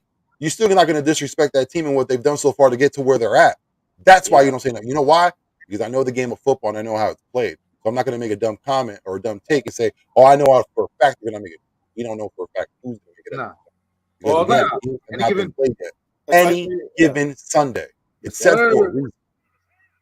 Big facts. It's because in football, that's the thing. In football, you only get the one game. You only get the one game when you go. And any other, that's why they say any other sport, like you're getting a series, baseball, basketball. You're always getting you're gonna get multiple games. So usually the better team wins. In football, look at that, Miami. To Miami. Hey, listen, I'm gonna say this. I love Miami's coach, Mike McDaniels. I know for a fact my guy's a pothead. I have it on good. I have it on good record. My guy, chiefing like a champ, but he is a very intelligent guy. I think the move to hire him was great. I think he has a great future ahead of him. If he beats this Bills team, listen, I've said it a lot. There are a lot of coaches that are deserving of Coach of the Year. Doug Peterson right now is at the top. But if McDaniels pulls this off with how much issues he's had with this team, McDaniel might slide into the number one position for Coach of the Year. Yep. That's recovery. You seen the meme where it shows Mike McDaniel and they say it looks like his dad. He coaches like his dad left the team out of town and he's coaching. Hey, Bergman, I'll say this: the Eagles won their Super Bowl with a third stringer. Nick Foles really wasn't the number 2 guy because we had a guy in front of Carson and Sam Bradford. Best backup quarterback ever. Remember that? Nick Foles is our third guy. You right? Again, like I said, any given Sunday, Jeff Hostetler won a Super Bowl for the Giants. He was a backup. Come on, man. There's a lot of backups that won Super Bowls. Tom Brady won a Super Bowl. Given Sunday, any team can win. You can't disrespect. Tom Brady was a backup the first year he won the Super Bowl. Yeah, he was. Hey, right now, we talked about it before. The Niners rocking with the third stringer and Brock Purdy, and he's killing it. He's doing work. But let me ask you, gentlemen, the All-Pro list came out this week. I know a lot of Eagles fans were happy. There were 6 members of our team on that list. But let me get your opinions because I feel, me personally, I think some guys were left out. But let me get your thoughts. You, Capo. Did you like the All-Pro list, and did you think that there were some players that were left out? I mean, so I'm gonna. I usually don't take these lists to the chest because it's like you're gonna get. It's like anytime you're doing a list, you're always gonna offend somebody, So I feel like you can't sit here and just say like, oh yeah, it should all be all the players. The quarterback, if it's a system, the quarterback has to implement that system. So I'm gonna say both. Yeah, for sure. But I mean, look, there's a couple snubs, but for the most part, I think the list is pretty good. I didn't see anything that was like drastically that I was like, oh my gosh, it's upsetting. But again, like I'm not one of these people who take lists super serious because I'm like, for one, I think lists are always made to go ahead and make people like have these conversations. So you Yeah. kind of gotta, and then automatically, like I said, you're gonna leave certain people off. And I mean, like whether you put like a Jalen at the top or you don't put Jalen on there as an All Pro, it's like I don't know. It's like he was in the MVP race. He's not in the MVP race. So I don't know. It doesn't really upset me. I don't think there was any like significant snubs where it's like that's egregious. But I know a lot of people feel differently. I think there was one, but I'll get to my point after we hit Twizzy. Twizzy, did you think that Yeah, I there was mean, anyone on this team left yeah, off? to piggyback to Twitch, I don't take a lot of these lists to heart because I know these people that do it, they want us to get pissed, want us to get mad, you know what I mean? But for the most part, the only one that I did kind of see that was I was just like, man, what was Hassan Reddick? He should have took over Myles Garrett's spot. I think he had a great year. I think Hassan had an amazing year, but that's just me. I could be biased because I'm an Eagle fan, but I think he had an amazing season, and I think he had a better year than Myles Garrett. Yeah, he had 16. They both had 16, but I mean, Nah, that boy. Miles had 16. I thought he had Yeah, more he than had that. 16. The difference is with Hassan Reddick, it was the forced fumbles. That boy had forced fumbles, boy. Yeah, 5 forced fumbles with 3 Other than recoveries. that, I wasn't really tripping. I think it yeah. was That's what I'm saying. You can make a case on both sides of them. yeah. So it's like it's a give or take. It's like I'm pretty sure the people that do it, it's just like I wonder who really does it because these lists sometimes be wild and sometimes they be on point. Sometimes you just be like, really, who made this list? Like the year Yeah. Tom Actually, Brady, you know what? Aaron Donald shouldn't have been on the list. That's one that I'll get to my point on that one, but that's one of the reasons why, because I feel that for this, a lot of names that don't belong get on there is just because of the fact that they are a certain name. they're the name of who they are. Yeah, I mean, but that's like that's the thing that like that's why these lists kind of sometimes I feel like it is biased about Yeah, like Aaron Donald. He's like an NFL sweetheart, so like yeah, his name probably doesn't deserve to be on there because I mean I feel like part of it you have to like look at your team. Like I feel like yeah, like they're obviously gonna give it to Patty Mahomes because he's kind of like the face of the NFL. of That's course. why I don't know. I don't like Tariq Hill started the season off great, but did he have a overall amazing season where I think he deserves All Pro? No, AJ Brown did, but hey, that's neither here nor there. But that's what I'm saying, bro. But if I go ahead and start saying like AJ Brown, like but like, then when we talk or about even it, like then we're Justin biased because we're Jefferson, Eagle like fans. I But think Justin Jefferson had a better season than Tariq Hill. He's on there, but no, he's on there. no, I know he's on there. It's just like so. I feel like I think there's like 5 other receivers that could go above it. I don't think it's the most egregious thing because Tyreek Hill started the season off with a bang. Yeah, he did. Yeah, I don't think He he's did, staying Vic. for the What whole you think? season. What's your take, Vic? Yeah, what's your take on it? Because For me, safety. C.J. Gardner Johnson should have been there. Yeah. Gardner Johnson Okay. should have definitely been there. He was holding it down, led the league. He was a 6 monster this interceptions. season, just killing it. He was left out the safety conversation. And I you want to think know the that was crazy thing egregious. is that I believe he and still was tied for interceptions with 4 or 5 people. They all had 6. Mhm. Just imagine if he would have stayed in and wouldn't have got injured. He would have had 7 to 8 interceptions. yeah, I was gonna say I think that's the only reason that they probably didn't put him in is because That's crazy. That's crazy. But I think he should still be on it because it's still, if you really think about it, it was his first season playing safety in the NFL. So it's like he was playing the nickel slot up until he came over to the Eagles. Like and I think they said he only did like 2 or 3. It was like 2 or 3 snaps, something like very minuscule at safety. Yeah, and played a great role. Played a great role at that, bro. That's what I'm Yeah, saying. man. It's like, yeah. You know what I'm saying? You can't really. It's really biased, but I mean, give or take. I mean, I don't think they ever do the fan perspective of it. You know what I mean? They probably. Well, it's just like that. That's like you go into like that. I don't know because now you're gonna open up. Now I'm pissed off. All right. All right.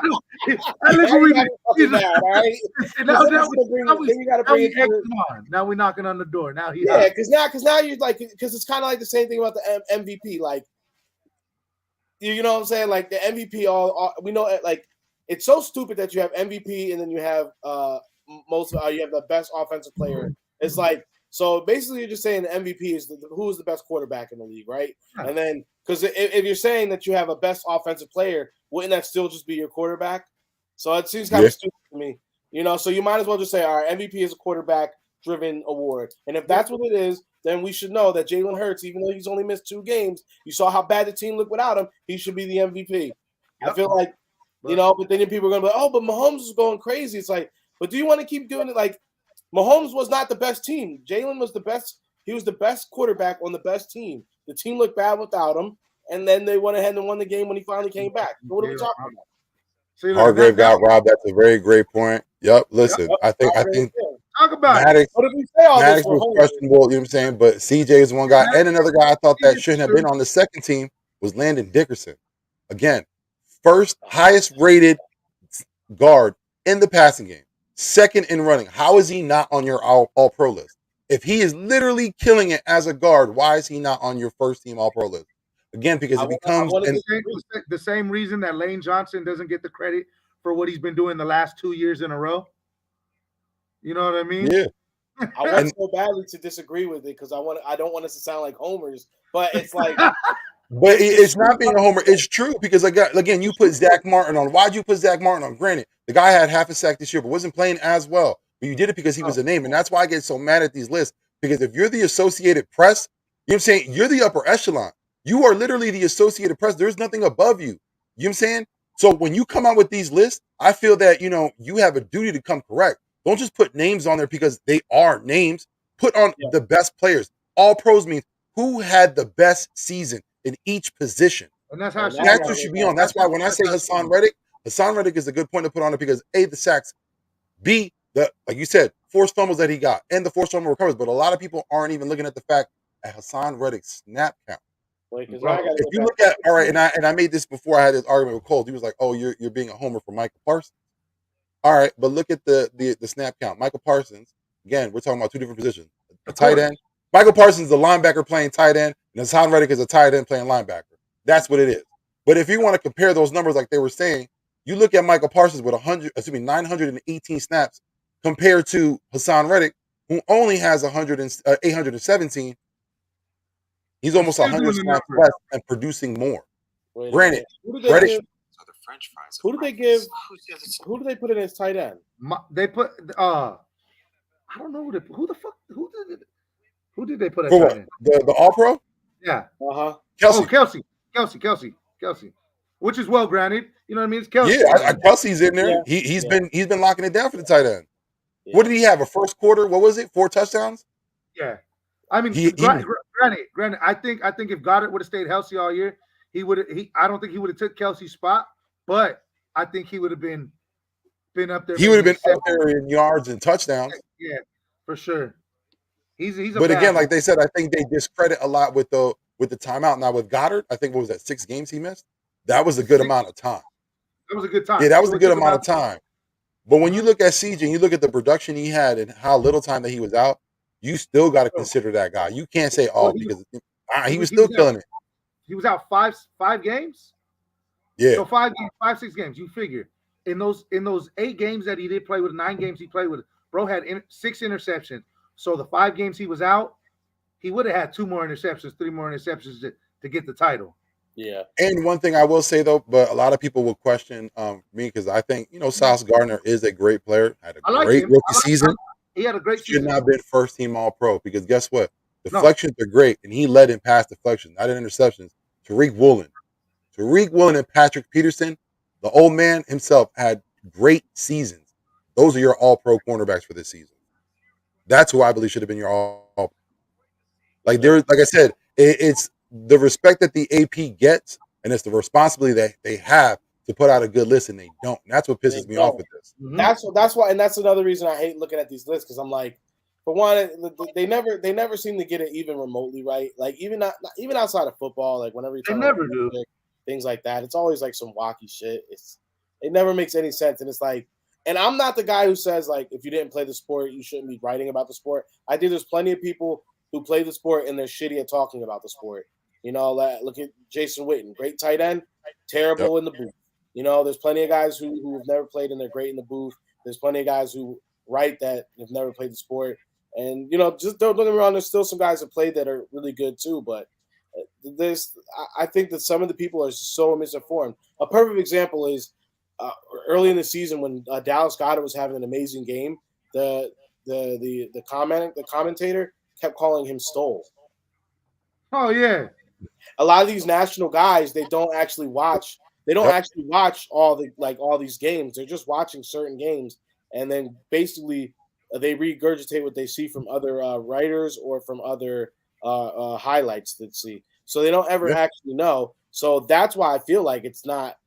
If you're gonna be about this shit, you're gonna look at it and watch it. You have to be like a Ryan Russillo kind of guy who clearly watches every fucking game and knows, like, you know, like really is cued in on all the teams and all the teams' best players. Like I feel like when he talks, I feel like it's usually from a pretty educated situation, and he knows what he's talking about. Where you get these beat writers, you know, these guys who cover national, and they're really just watching like the game of the America's game of the week, like Yeah. you know. So I feel like those are the guys who make these lists, and that's why they're never valid, bro. Like, Yeah. and it would be homer of us to say that all the Eagles should be on here, but a lot of them do deserve to be on this list, and that's okay.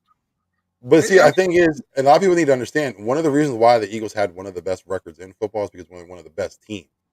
Again, Right. individually, players, like I said, you had Landon Dickerson having a breakout season. Lane Johnson, no sacks in the past 2 seasons. Jason Kelsey, no sacks this whole season. Right. They're a good team. Those players individually played well and should be honored for that. They should get their credit.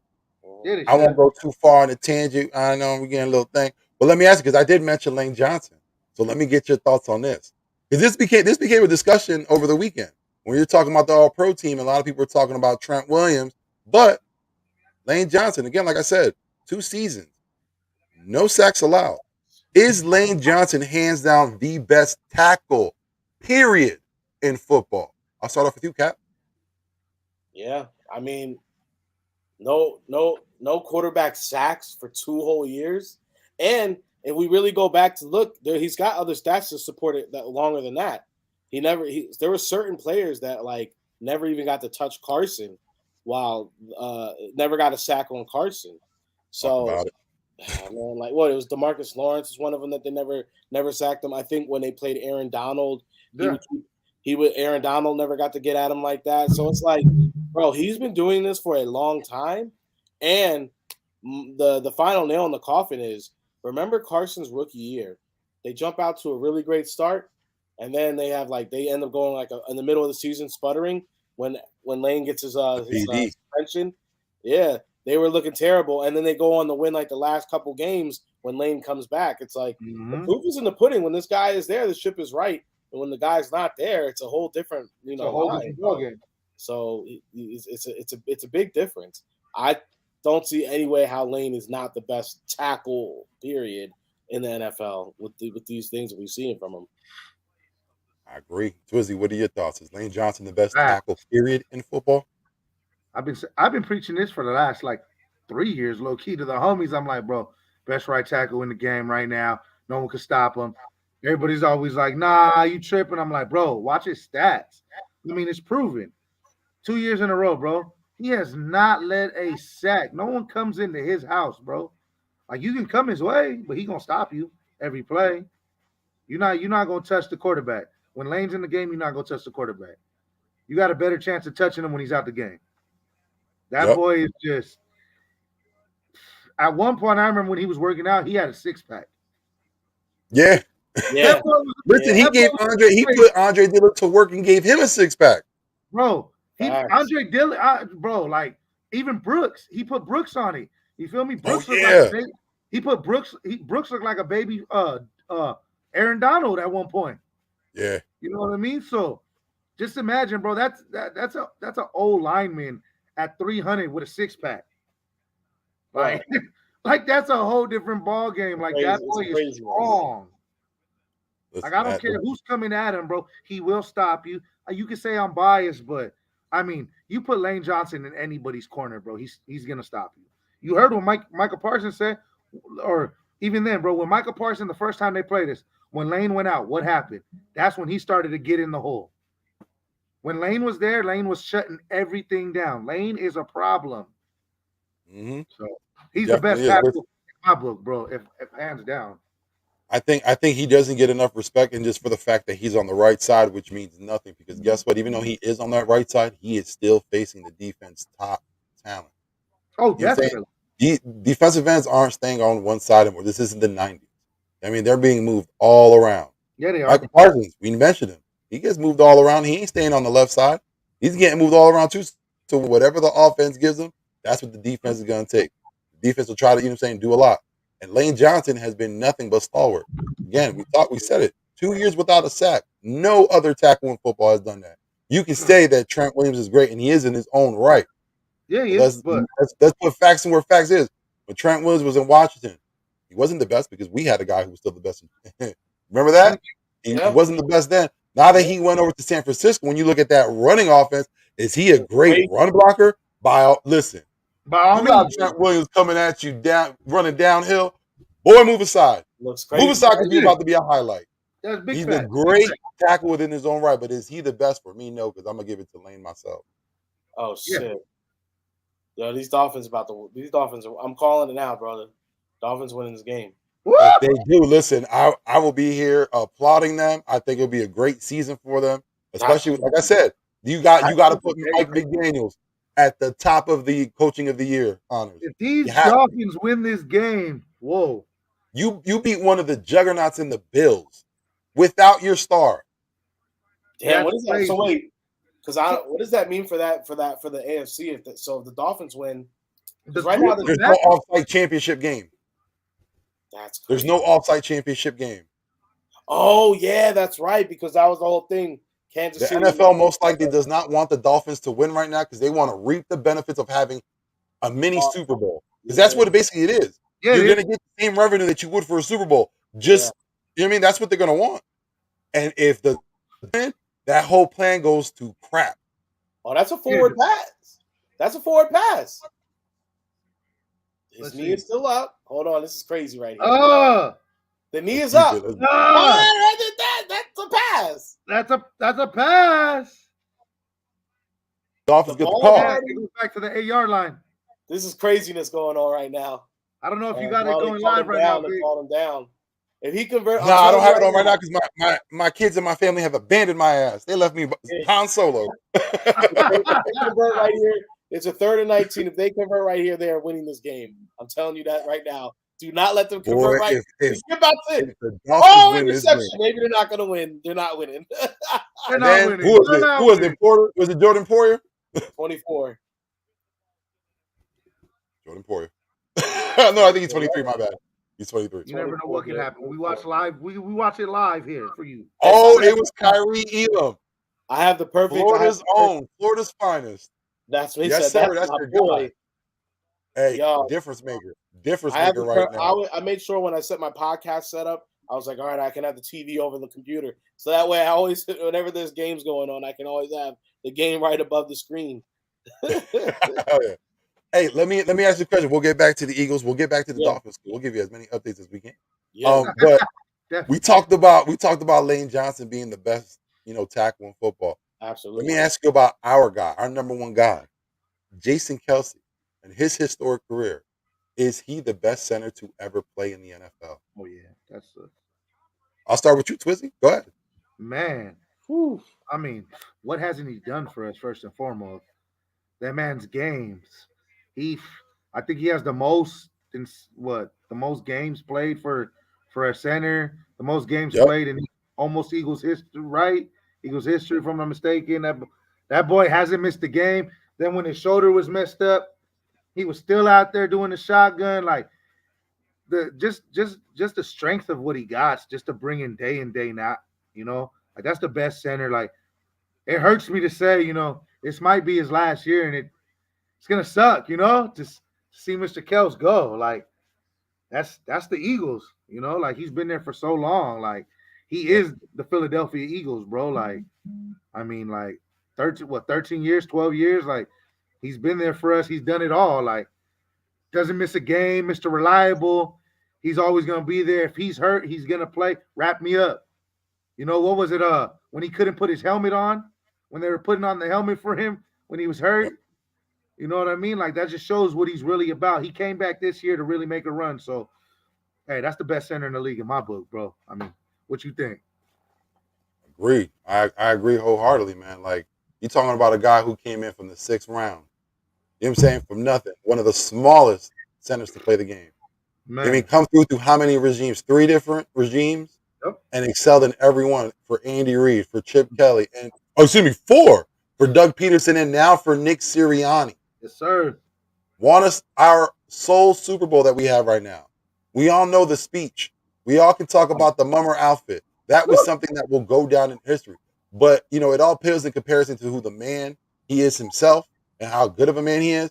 But in reference to him as a football player and being the greatest center of all time, yeah, I got to give him that honor, man. He has done so much and has played against toughest opponents that have ever come through the NFL. So yeah, like he stood the test of time. So I would say, yeah, he's the best. He's the best Oh yeah. center in NFL history. But Capo, let me Great. get your thoughts on Jason Kelsey. Man, I don't think there's anything more I can add to that. I think 100% best, bro. Best, top tier. Just the fact that he comes in undersized, short arms.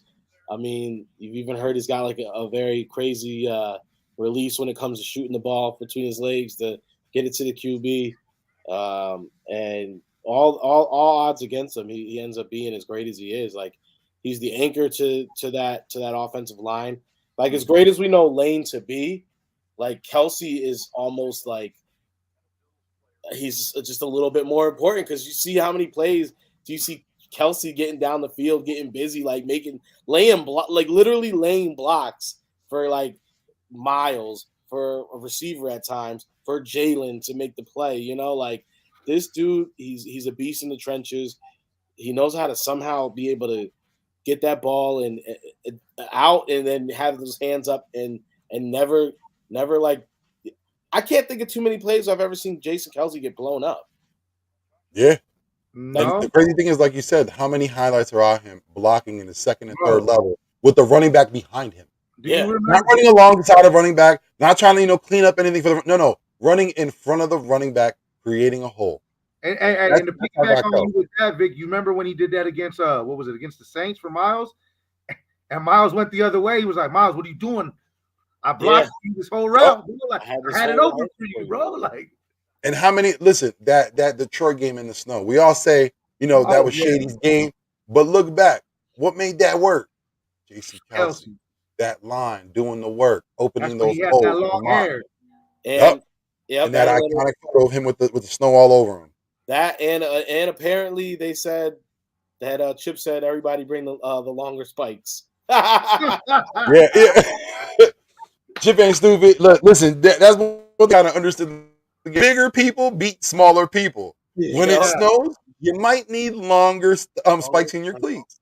yeah. That's crazy that the home Right. team didn't have It didn't sounds so spikes simple. ready to go. That's crazy. That is.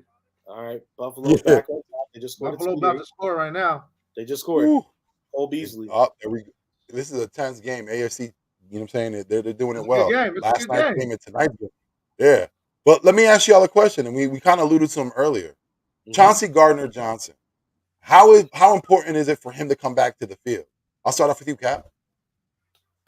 I think he's come back. Well, we got him back this week, didn't we? I mean, he was playing, so I think he's Yeah, he's super practicing. important because just a simple fact. I think he works out short term and long term because he bro, like you see his versatility. We already know he can play the nickel. So it's like boom.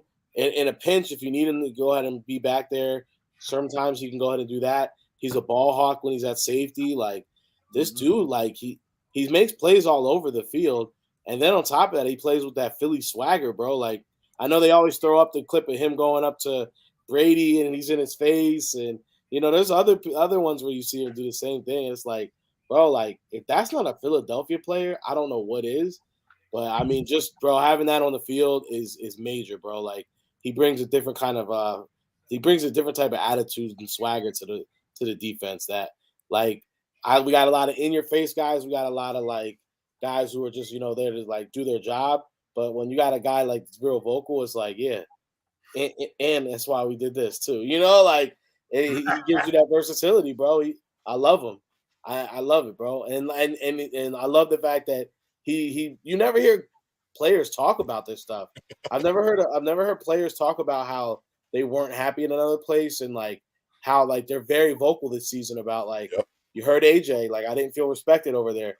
You heard Chauncey say like these group of guys over here I've been treated really great by the Philadelphia organization and all the people here. Like you don't really ever hear that kind of stuff. So I think it had to be like they just really feel it. Even AJ when he saw like the practice when they saw the fans at practice before the season started. So I love it, bro. CJ Gardner-Johnson definitely being on the field is a difference maker. And I mean, I'd go as far as to say he's an X factor on the defense.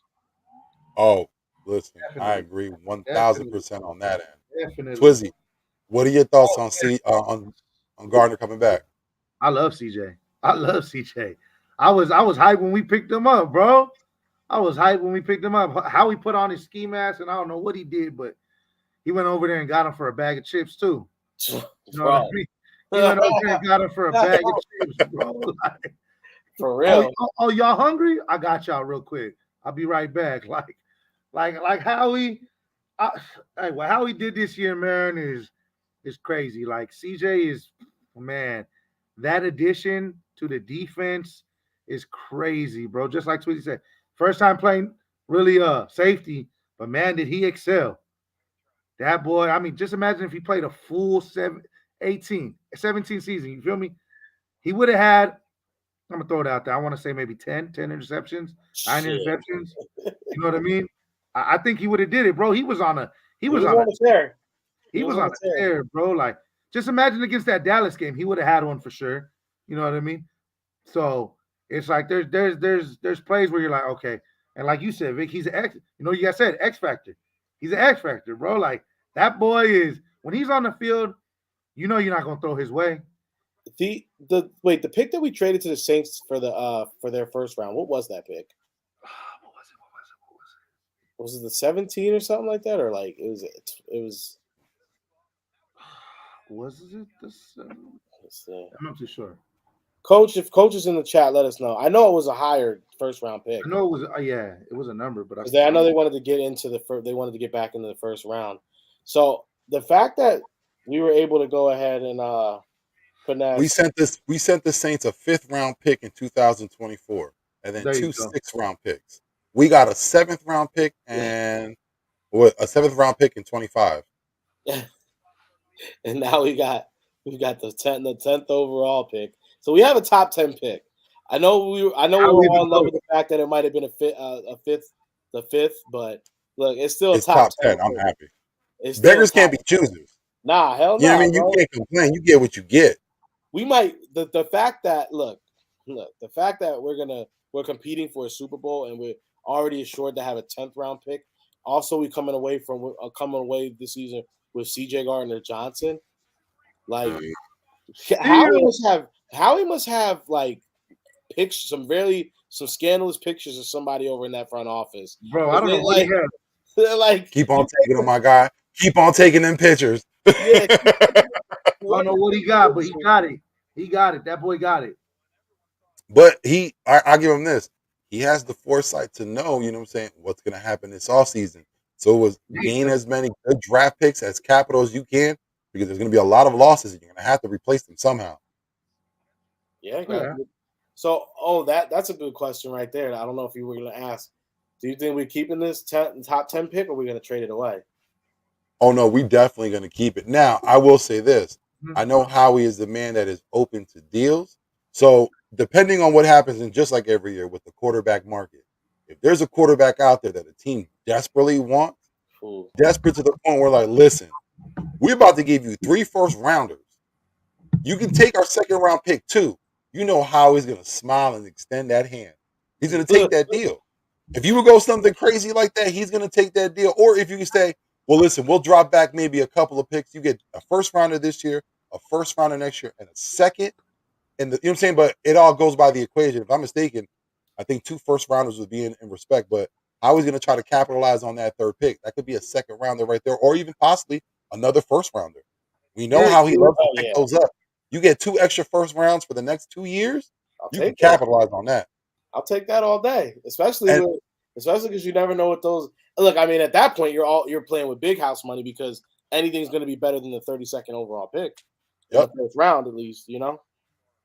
And if you're smart about it, if that scenario were to happen, where you have 2 first-round picks in the next 2 drafts, what are you going to do with them? You're going to kick one off and keep on doing. You're going to keep on doing that process. Uh-huh. Always leave the Eagles in a good position, and I think that's where Howie's at right now. And that's the game plan for him.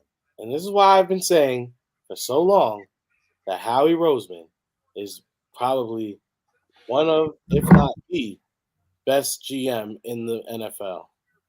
I don't know what he's doing, but he's coming up there with a ski mask and all and letting them know, hey. That's why that's why that man felt so confident telling those fans to he flipped them the bird and telling them to F themselves. Hey, I he thought did he know. was their Super Bowl. I don't Hey, know let you me on the ask you a college. question then. Since we're talking about Howie and how great of a job he did, and we alluded a little bit to what's going to happen this offseason. Let me get it from you. I'll start with you, Cap. Who are the 3 most important defensive players the Eagles need to resign this offseason? Ooh, all right. I've been thinking about this actually. So CJ Gardner for sure. CJ Gardner Johnson. Yeah. I'm in the boat where I think him and Bradbury got to come back. I think Mhm. Bradbury and CJ Gardner Johnson come back. And then I was down to let him walk, but he's having such a great season. I kind of want to see Hargrave come back because then at that point we got CJ, we got Hart, we got like the at each level we have guys at each level up front, and you know what I'm saying. I think those are the 3 most important to re-sign. I like it because when you talk about this defense, and one of the big reasons why we have such success is that front rotation. So if Yep. you're keeping Hargrave to keep this going, again, you have another year for Milton Williams out there. You Yep. have Jordan Davis, who's an emerging player. You still got Hargraves. We don't know the future of Cox, but you know what I'm saying? There is some talent behind him. And if you keep Hargraves, that would be good. One thing I mentioned, though, yesterday was watching that Jacksonville game. One thing that is missing from that defense is a heavy presence up front on our Oh, yeah. defensive line. Yeah. They're like Hargraves is out in free agency. I can see Doug scooping him up quick as hell. Because Doug did get a season with Hargrave there, Yep. and so he knows him, and he knows He's a dog, bro. He's a dog. I agree with that one. Yeah, Yeah. because we got like Brandon just said, we got Jordan Davis coming through. We got Dean and Davis, but David, if you have Hargrave right next to Davis, you're just gonna keep that strong off right in the middle. So it's gonna keep that strength right there going. You still got Sweat. What's his name should be coming back next year because they signed him to a Does 3-year Brandon deal. Graham come back? Look, man, anything's possible. This man had a career year playing less Yes, he snap. did. I mean, this might be the thing that gives us so much ability right now. Epps. Ooh. Oh, I I love don't think Epps. anyone has mentioned Epps at all. I like Epps. I like Epps a lot. I think I so. like This Epps is a lot. when we're talking about guys. I think the thing is Epps. Well, you're gonna have CJ. I think you're gonna have CJ Gardner Johnson playing the safety. I think that he is gonna stay at safety because we already have a nickel. So and then barring any injuries, he'll stay at safety. And then I think you're gonna see Dean come up. I think they're gonna play Blankenship, bro. I think it's gonna be Blankenship and CJ Gardner Johnson back there, bro. Ooh. Listen, the Eagles rolled the dice with Epps this year, and it worked out. I like Epps. I think I don't know if that could happen, 2 times I back don't to back years know. where that play happens. But Twizzy, let me get your deserves. thoughts. Who are your 3 most important defensive players the Eagles need to resign this offseason? Off the rip, like Twizzy said, is CJ. Facts. CJ can need to come back. I do like Epps. You know what I mean? His pops be going to our other West Coast bar right here. He pulled up to the Glendale bar this last weekend with the crew. Yeah, Very interesting. his pops was with the crew. Yeah, I would like Epps to come back. I like him. I really like what the kid's doing on the field, bro. Epps Yeah. is nasty, bro. Like I really like what he's doing out there. And honestly, I'm gonna have to go with Slay. You know what I mean? Because Slay's been more locked down. Slay's been really locking shit down. You know what I mean? Like he's been locked down everything. I like Bradbury, but I mean, I think Slay's been doing his thing. He's been locked down all year. Yeah, I Yeah. agree. Listen, I think you all make great points. I'm surprised no one said Kaiser White, but I think that could be the emergence of the Kobe Dean possibly. Yeah. But again, He's a that that ball. that's a risk. Again, like I said, this offseason will be very tricky. It's going to be a lot of risks. You're going to put a lot of faith in some players that maybe don't deserve it and maybe not be able to come, saying play up to that you want them to play, or it Yeah. might just work out where how we just again as another offseason where he's hitting it out the park. I, But it's I it's going to be tough. I had said a few weeks ago about I had a theory on the Kobe Dean thing. I think Howie had an inside track and knew just how bad, just He how was. Injury I think was. he knew. I think he knew about the injury and what it really was, and I think that's why he knew get him in the third round. And I think they knew that I think they knew they could afford not to play him for the beginning of the season, and that's why we started seeing him later in the season.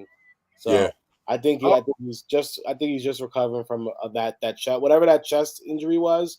he That good. yeah, I He think good he's now. just getting better from it. Bills up. Bills Yeah. up.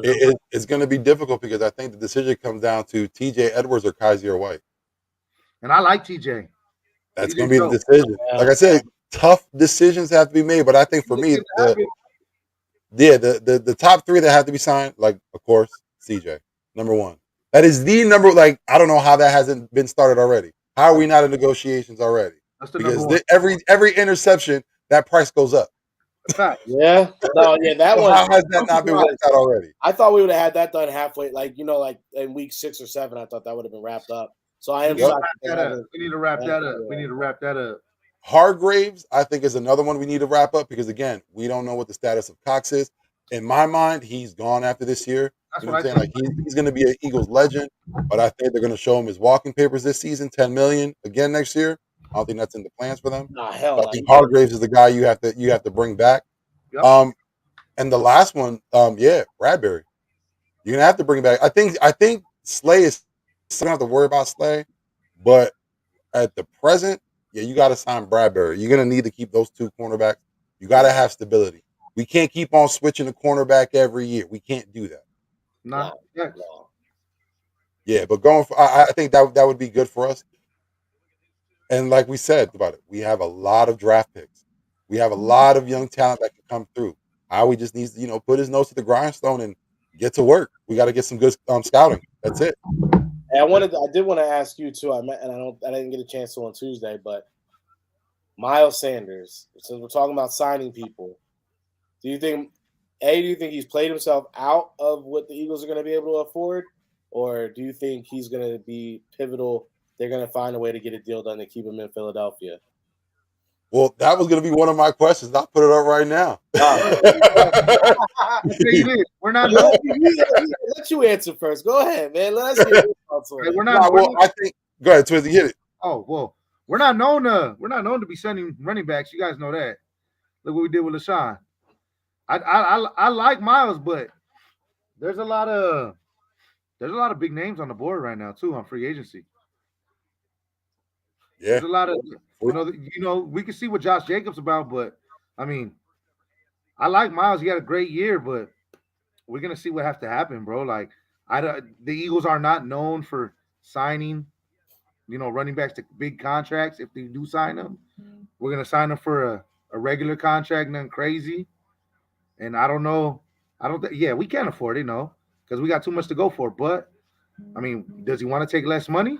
That's gonna be a decision on him. Mm-hmm. That's gonna be a decision on him if he wants to be an Eagle for life. He's Yeah. gonna have to take less money if he wants to stay. I think with Howie, they're going to try to play the market and see what dictates. There's But a lot of good market moves. Miles, it was said on my show, and I'm not going to take credit for it because it was Freed Hurts. Miles outplayed himself. He played himself out of a contract. It's his best season, but when you look at the end of the season, you know what I'm saying, when his age is going to sit down with Howie, we're going to go through it. First thing they're going to mention is, all right, my guy got over 1,000 yards.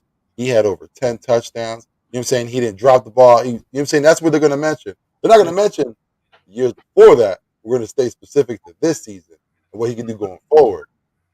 I'm saying? If they could make it work, by all means, yes, please sign him. I'm cool with Miles being our guy, but I don't think it's in the plans because just the financials won't work out. So I don't think Miles will be here next season. Well, I would have agreed, but then I start reading these names. For one, before I even start reading all some of these key names, is for one we know about Miles is he in college he had low miles on him. Mm-hmm. So he only had one serious year where he was like the main man, which is his what junior or senior year. He had his first year, then he had his last season, which was his main year. Yeah. His first year that he was a starter, he got his job taken away by Saquon. Saquon never gave that bad boy back. Yes, never gave it back. And then he comes into the NFL, and for whatever reason, we don't use him on third down situations normally. But then I start looking at all these other guys. I mean, Saquon's going to be free agent. Kareem Hunt. You got Jamal Williams, Josh Jacobs. I think those guys are going to definitely, be market setters. They're going to get paid. Giovanni Bernard's up. He's the long in the tooth.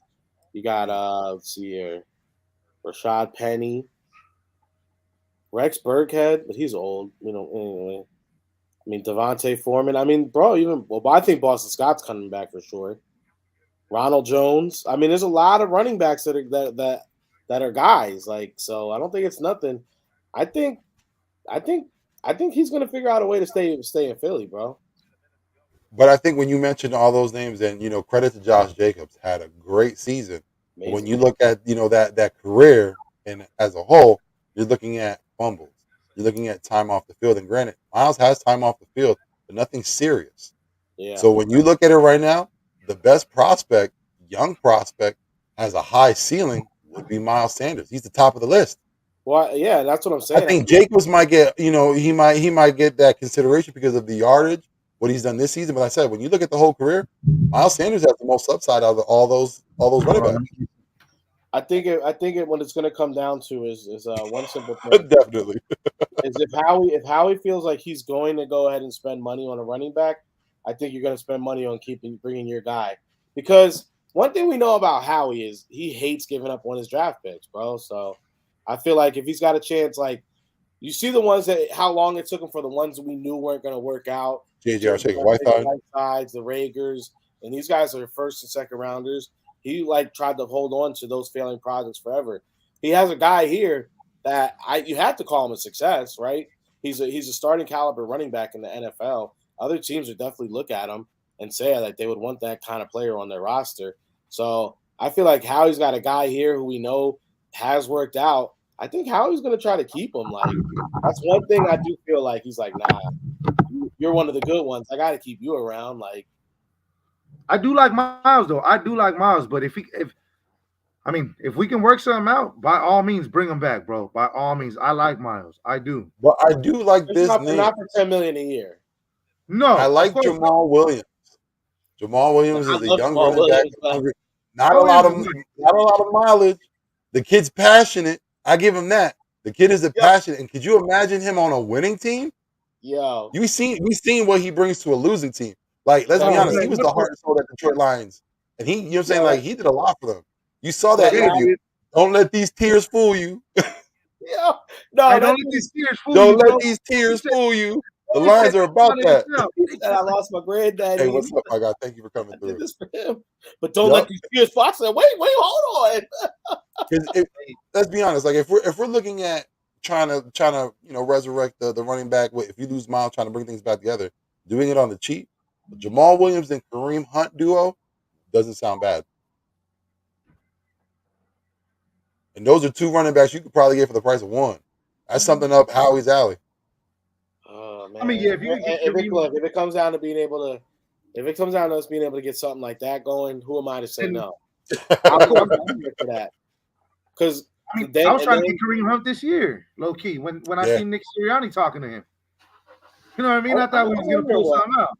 I think if we would have made that move to get to get Josh Jacobs, a wrap for Miles. Yeah, for sure. It would have been a wrap scheme. Oh, definitely. That's a big definite. Nah, but let me ask you, I got two final questions for you because I don't want to hold y'all too long. We already broke the 2-hour mark, and we kind of alluded to this earlier. I know someone mentioned it. I think it was you, Twizzy. Let me ask y'all. and I'm not saying that we are for all those haters out there, I'm just saying if the Eagles were to win the Super Bowl, do you see Jason Kelsey retiring on top? Yes. I feel another It speech. breaks my heart. It breaks my heart, Like though. it's a bittersweet moment. It breaks my I heart, like bro. nothing. That's a great person right there, man. It breaks my heart, but I think he's gone. I mean, we brought him back this year, you know. He wasn't even gonna come back, but he came back. He said he's having too much fun. When I seen Yeah, that video first came out, I was like, no, he didn't. And then he was like, I'm coming back. I was like, thank God. You know, so it's just why not? Why not go out on top? You know, I mean, if you want to come back again, hey, by all means, we're not gonna tell you no. yeah, We're not gonna definitely. tell you no. Like he has that open door policy. It was just whenever you want, you here. And I think that's gonna extend even when he retires with in respect to coaching. Whenever he wants and he decides to become a coach, hey, Philadelphia's the home that wants to take you in. Oh, But definitely. Cap, let me get your thoughts. If we win the Super Bowl, this to all the fans out there that think that we're biased. I am saying if the Eagles win a Super Bowl, do you see Jason Kelsey retiring? No, but he's not going to be an Eagle. Ooh, hey, the floor is yours. Talk that. Let me hear it. He will. Hold on, single. Single screen. There have been rumblings. There have been talks, and I mean, they're already doing a podcast together. But word on the street is Jason Kelsey and Travis Kelsey would like to play together at least one season. So I think we win the Super Bowl. Then I think honestly, I think it might work two ways. I think Travis will either potentially go to the Eagles, but I think the more realistic situation would be Kelsey would go to Kansas City for just 1 year, reunite with Andy Reid. They love each other, you know what I'm saying, and give him one chance because they, and try to go get a Super Bowl with Kansas City and his brother. And I think no Eagles fan should have any ill will or any malice to it. I think that's if Jason Kelsey wants to do that after the illustrious career he's had in Philadelphia, by all means, you want to go have this moment with your brother, why not? So that's I'm telling you, man. I know they have Creed Humphrey, but this is just something that I've heard floated.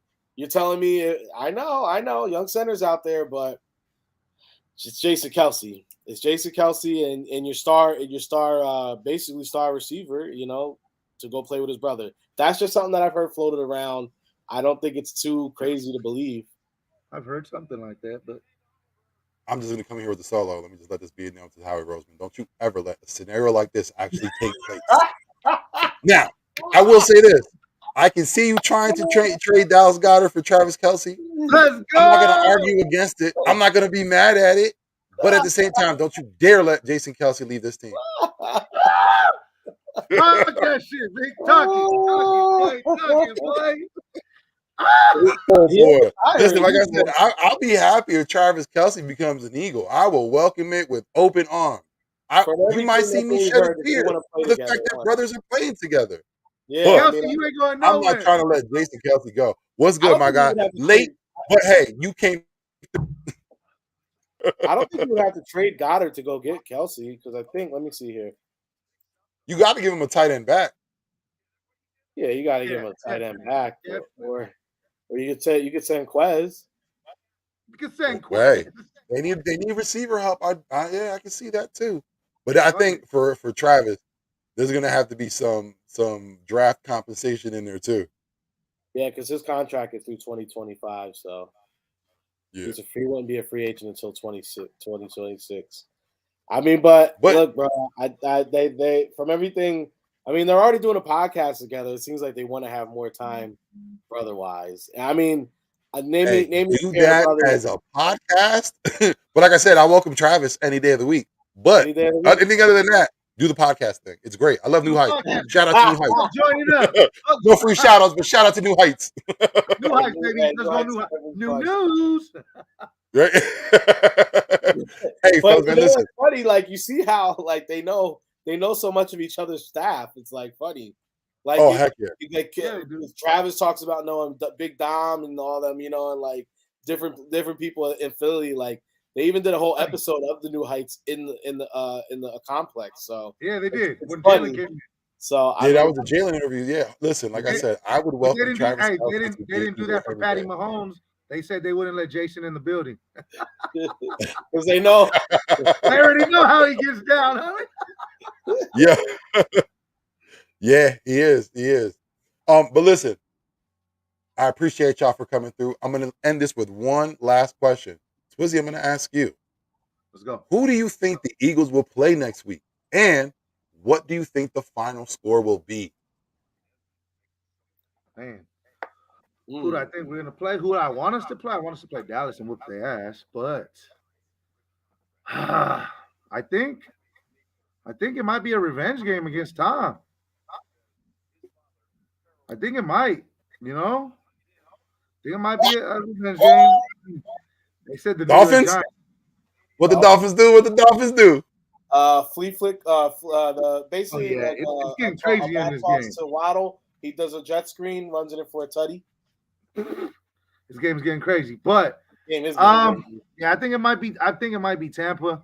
I think the Birds win, 27-14. Ooh, I like it. I like it. Capo, what are your thoughts? Who do you think we play, and what will be the final score? I think Giants come. I think the Giants make their way back to Philadelphia. We go ahead and extinguish them, 28-10. I don't think it's much of a show. I think we get up early and just kind of maintain. Jalen's, he's not running all over the place. He's just managing the game with the run. I don't think it's going to be too dynamic. Nice. Listen, I think first of all, we're gonna have an exciting couple of games. First and foremost, Tampa. I am rooting for you so badly. It's not even funny. Yes. I want y'all to bounce the Cowboys out. Listen, that if I'm a grown ass man and if I could wish for something for Christmas, that's what I'm gonna wish for. Yes. But secondly, the team who I think we face will be the Giants. Again, I think that the Vikings have been given a lot of credit, but when it comes time to playing them difficult teams, man, they don't really play as well as they should. So I'm going to give the Giants the benefit of the doubt. I think it's going to be an NFC East matchup. It's going to be the Giants versus the Eagles. And listen, Eagles are going to come in here. We played them before. We had a good time, but this is serious now. Yeah. We're going to come in here and we're going to load up some points. I got them winning 42 to the Giants 17. Woo! I like it. God. I like it. From your mouth to God's ear. I like it. We're going to come in heavy-handed. Let's go, Vic. I like it. Absolutely. Oh yeah. But like I said, man, listen, fellas, I appreciate y'all for taking out the time to come through. You. Hey, man. Let everybody at home know where they can find you. Let them know about the shows, the time, everything. The floor is yours. Twizzy, I'll start off with you. You see it. You can find me, Rico2S. It's the Instagram. You'll always catch us on Tuesdays for now. You know what I mean? We're going to turn up. You know what I mean? The Ricos always turn up on Tuesdays. We're going to eventually go to Fridays. Not yet. We'll let you know. We'll keep you tuned. But appreciate you, Vic, for having us on the show, man. Bless. Let's go, Birds. All the way to the Super Bowl, baby. I'll see y'all in AZ. Hey, yeah. right. Hell yeah. But listen, from your lips to God's ears, man. I hope and appreciate you for coming through. Capo, let the good people at home know where they can find you. Man, once again, bro, thank you for having us, man. It's been a lot of fun. It's always a pleasure rapping with you, Vic. Man, it's easy. New Era Capo, just like you seen on the screen. That's my Instagram, all my hat content, all my Philly Eagles content. Right after Eagles, we're gonna go basketball strong, and then spring training is right around the corner. So we keep this thing going year round, baby. It's a never ending circle with us. You can catch us like Twizzy just said. Right now, Tuesdays 5:45. On the Swoop Boys network. If you on the YouTube, it's affiliated Papi, and then also Swoop Boys show every Wednesday at 4:45 West Coast time, or Pacific Standard Time. And you can catch me with the rest of the fellas. Hot takes. We got Coach's Corner coming back as well on Swoop Boy Network, and then we got another show with King. He's got him and Cozy show coming. So make sure y'all tap in. Saying boom, you hit one video, you'll see the whole network pop up right then and there. And man, hey, Vic, it's been real, bro. Anytime you need us, bro, we're happy to be here. And Thank you for Sir. giving us a platform, my man.